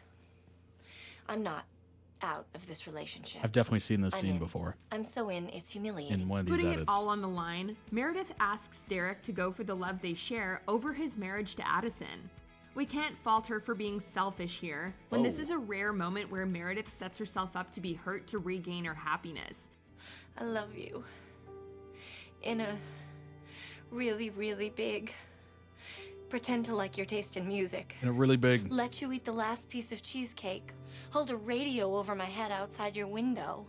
Unfortunate way that makes me hate you. Her speech is also relatable for the fact that the need to be loved is something everyone can appreciate. In Meredith's case, she knows who she Indeed. wants and is willing to be vulnerable with Derek. So pick me. Choose me. Love me. Do you agree with our picks? Check out this Boy, other that recent is- clip from Ms. Mojo. I don't and know, be that's sure a to whole subscribe other and ring the level of, bell like, to be needy. notified about our latest videos. I get it though. I get it. He's just grasping for any sort of positive love or anything like that. I totally understand it. Link down below in the YouTube description for the original video. Go throw it some love. Always interesting, always thought-provoking Miss Mojo videos. Yeah, I thought they were going to be a little bit more happy, but apparently on Grey's Anatomy, we can't have nice things. I am aware that there is plenty of nice scenes in there. We just don't seem to always get them. It's usually revolving around a lot of tears and death, which is a part of life, and we do our best to push it into the back of our mind and not think about it, but it's just kind of always over our head, right? But it's best not to dwell on it too much. Nice to acknowledge it from time to time, because then you can just reassess, you know, like, am I doing things that make me happy? I only get one shot at this, you know, I'm assuming. So might as well give it a shot. Give it your best. Let's go ahead and look into a very fitting article, by the way. Shout out to Jace, the Discord mod, ToddReacts.com member, who put these links together. It's amazing. They've definitely been amazing today, as they always are. Ellen Pompeo, who plays Meredith, was horrified over Meredith's pick-me scene in Grey's Anatomy. Ellen Pompeo opens up about Patrick Dempsey's Grey's Anatomy return. Pick me, choose me, love me. That was literally the number one on that list. Speech in Grey's Anatomy Season 2 was iconic, but Ellen Pompeo hated it. One of the most iconic scenes in Grey's Anatomy's history. Meredith Grey standing in front of Derek Shepherd, asking him, nay, begging him, pick me, choose me, love me. It was a very vulnerable, tough, very tough to watch, honestly. Been 18 years since that scene first aired. Oh my gosh. Almost 2 decades. And some fans still can't seem to get enough of it. It's even gone viral all these years later thanks to TikTok and has been turned into a meme multiple times. I'm sure that audio gets played like crazy. But it turns out that Ellen Pompeo herself really didn't like it. Speaking on her podcast, she has a podcast? What? Back in 2021 with guest and former Bachelorette Rachel Lindsay, Ellen confesses that the scene, which appears, horrified her to the point where she didn't even want to shoot it. Star also brought it up again during a recent Actors on Actors interview with former Grey's co-star Katherine Heigl. It's horrified. For those that haven't rewatched the early season recently, here's a reminder of how exactly that scene went. We don't really need that. Episode was written by creator Shonda Rhimes, but Ellen wasn't entirely thrilled with the particular moment popped up in the script. When I read that scene, quote, I was horrified, confessed on the podcast. I'm going to beg a man, and then on top of it, Meredith's sobbing. I don't know if it was in the script or not, or if our set producers wanted me to cry when I was doing that scene. I'm assuming they did. Ellen continued, and what's funny about that scene is that I'm bawling my eyes out But I'm bawling not for the reasons in the scene. I'm bawling because I can't believe I'm on TV begging a man to love me. All right, that's kind of an odd statement. Like, if the character really loves that person and they're not with them, this could happen. Like, this could be a situation. Obviously, her herself was probably a little turned off by it, but it doesn't seem far-fetched. Like, it's not out of the realm of possibility. I could see that happening. Maybe not in the same words, but similar, you know? Ellen then touched on the impact of that moment within pop culture, bringing up the fact that her daughter, who hadn't seen the show at the time, came across the scene on TikTok. Ellen said that Stella had asked her why she was begging a man to love her. I was like, well, praise Jesus that she's asking me this question and that her head is already in the right space at 12. What do I say? And I was like, I didn't write that. I didn't want to do it. But that scene is wildly popular, right? That just goes to show you how much I know. I was like, this scene is terrible. I don't want to do this scene, yet it's one of the most popular scenes in television history. It was a very sweet moment. Regardless of how you frame it or whatever, regardless, it is very sweet. It's super vulnerable. It's probably the most vulnerable you could ever be, begging anyone for love. But that happens. That is a real life thing. Obviously, it's a bit cringe inducing, but then again, I'm not in that situation. If I was in that situation, I might see it differently. And the fact that it's, you know, she's saying it was weird because she was begging a man. Well, if it was the other way around, it would still be a little cringy for sure. But then again, I'm sure that happens. I'm sure it happens. I don't know. If it's popular, I'm kind of leaning into it. And I'm just like, well, the character wanted to, you know, really needed love and reassurance. There you go. That's the word, reassurance. And was willing to do whatever it took. And that, you know, some people are like that. I might not be like that. You might not be like that. But I'm sure there's people out there that would be like that, for sure. How many scenes have we seen of guys running down an airport into like the security line and just proclaiming love for someone who is either not interested, or maybe not interested, but leaving, or maybe they're in a different relationship, whatever the case may be. How many times, that is so cliche of some dude, somebody running into an airport and just like, I love you. You know, I've loved you since the first moment I met you, and da-da-da-da-da, you know, all that stuff. It's just different ways of doing it. But I don't see it as that weird. Listen, I don't know if you remember that I fought that speech so hard, Ellen said to Catherine. That's another really interesting thing about life. Some things I was so against, and I was like, I can't beg a man on TV. This is so embarrassing. And then it turns out to be one of the most famous scenes ever. Well, yeah, because it falls into that cliche of proclaiming love, right? Maybe it could have been worded differently, of course, but I don't know. I don't mind it. I don't mind it at all. I don't know. That's kind of her own spin on it. Is she married? Is she in love? Meredith Gray's Anatomy, Meredith Gray's Anatomy. Meredith Gray's Gray's Anatomy exit speech reveals how much she's changed. Just had her last episode as a series regular, and one speech she gave just how much she changed and grown over 19 seasons. That is successful. If you've made it 19 seasons, you've made a pretty penny off of this. Since the pilot, it's centered around Meredith and her fellow doctors. Let's get to that speech. Shows how much she's grown.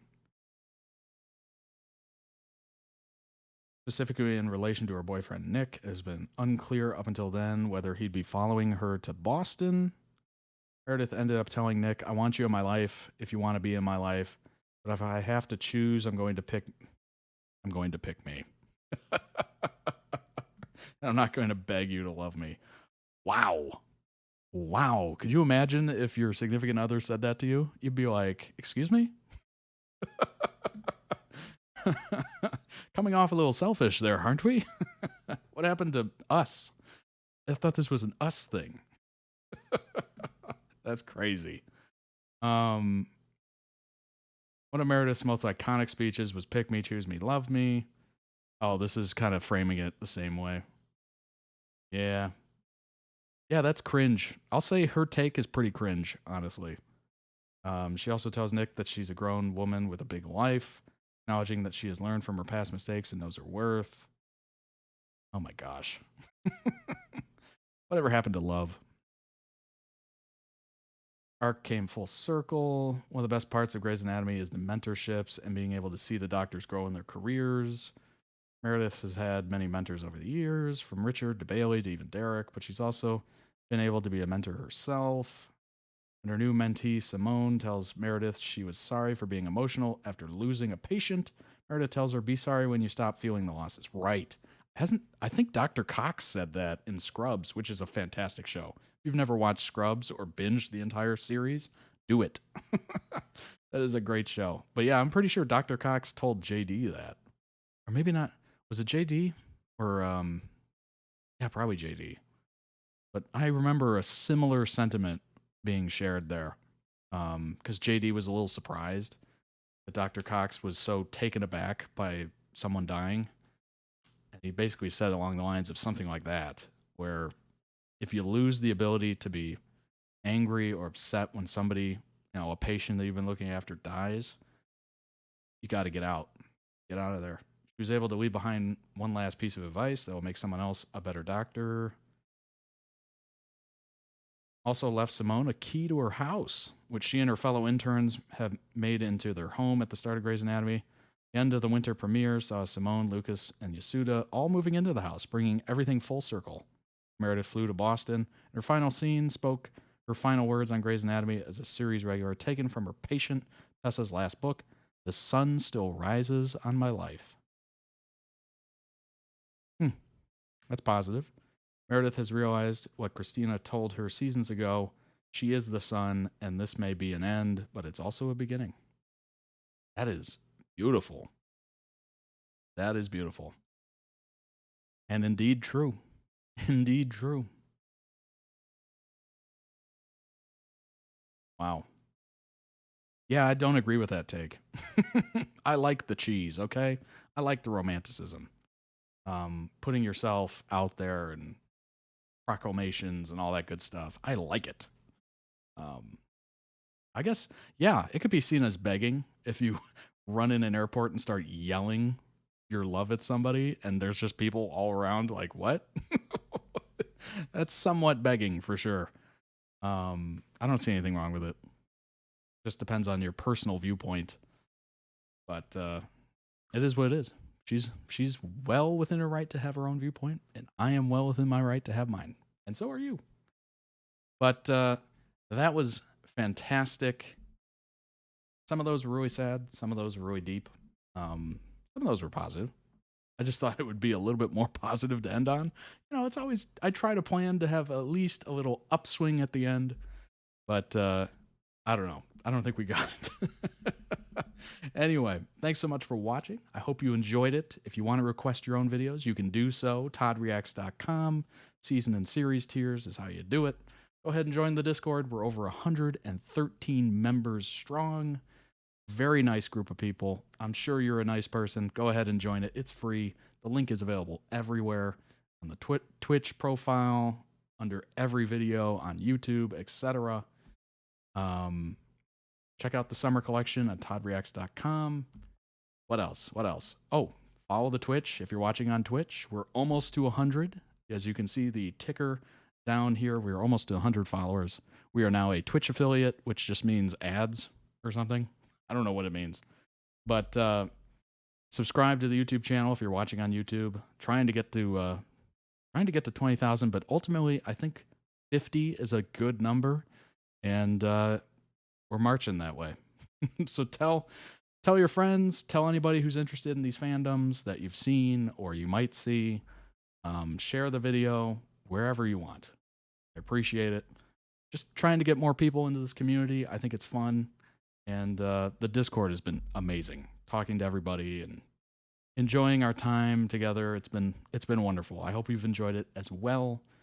And check out the Todd Reacts Plays YouTube channel as well for gaming content. I will be posting the link to part 5 of Hogwarts Legacy. Should be interesting. More classes attending. I haven't learned how to fly a broom yet. Still waiting on that. Hopefully that happens soon. But yeah, I shall see you all tomorrow for the gaming stream. If I don't see you there, I will see you on Monday for another reaction stream. Take care of yourselves. Have a good weekend. Be safe. But do something fun. Do something you haven't done before. All right. Bye-bye.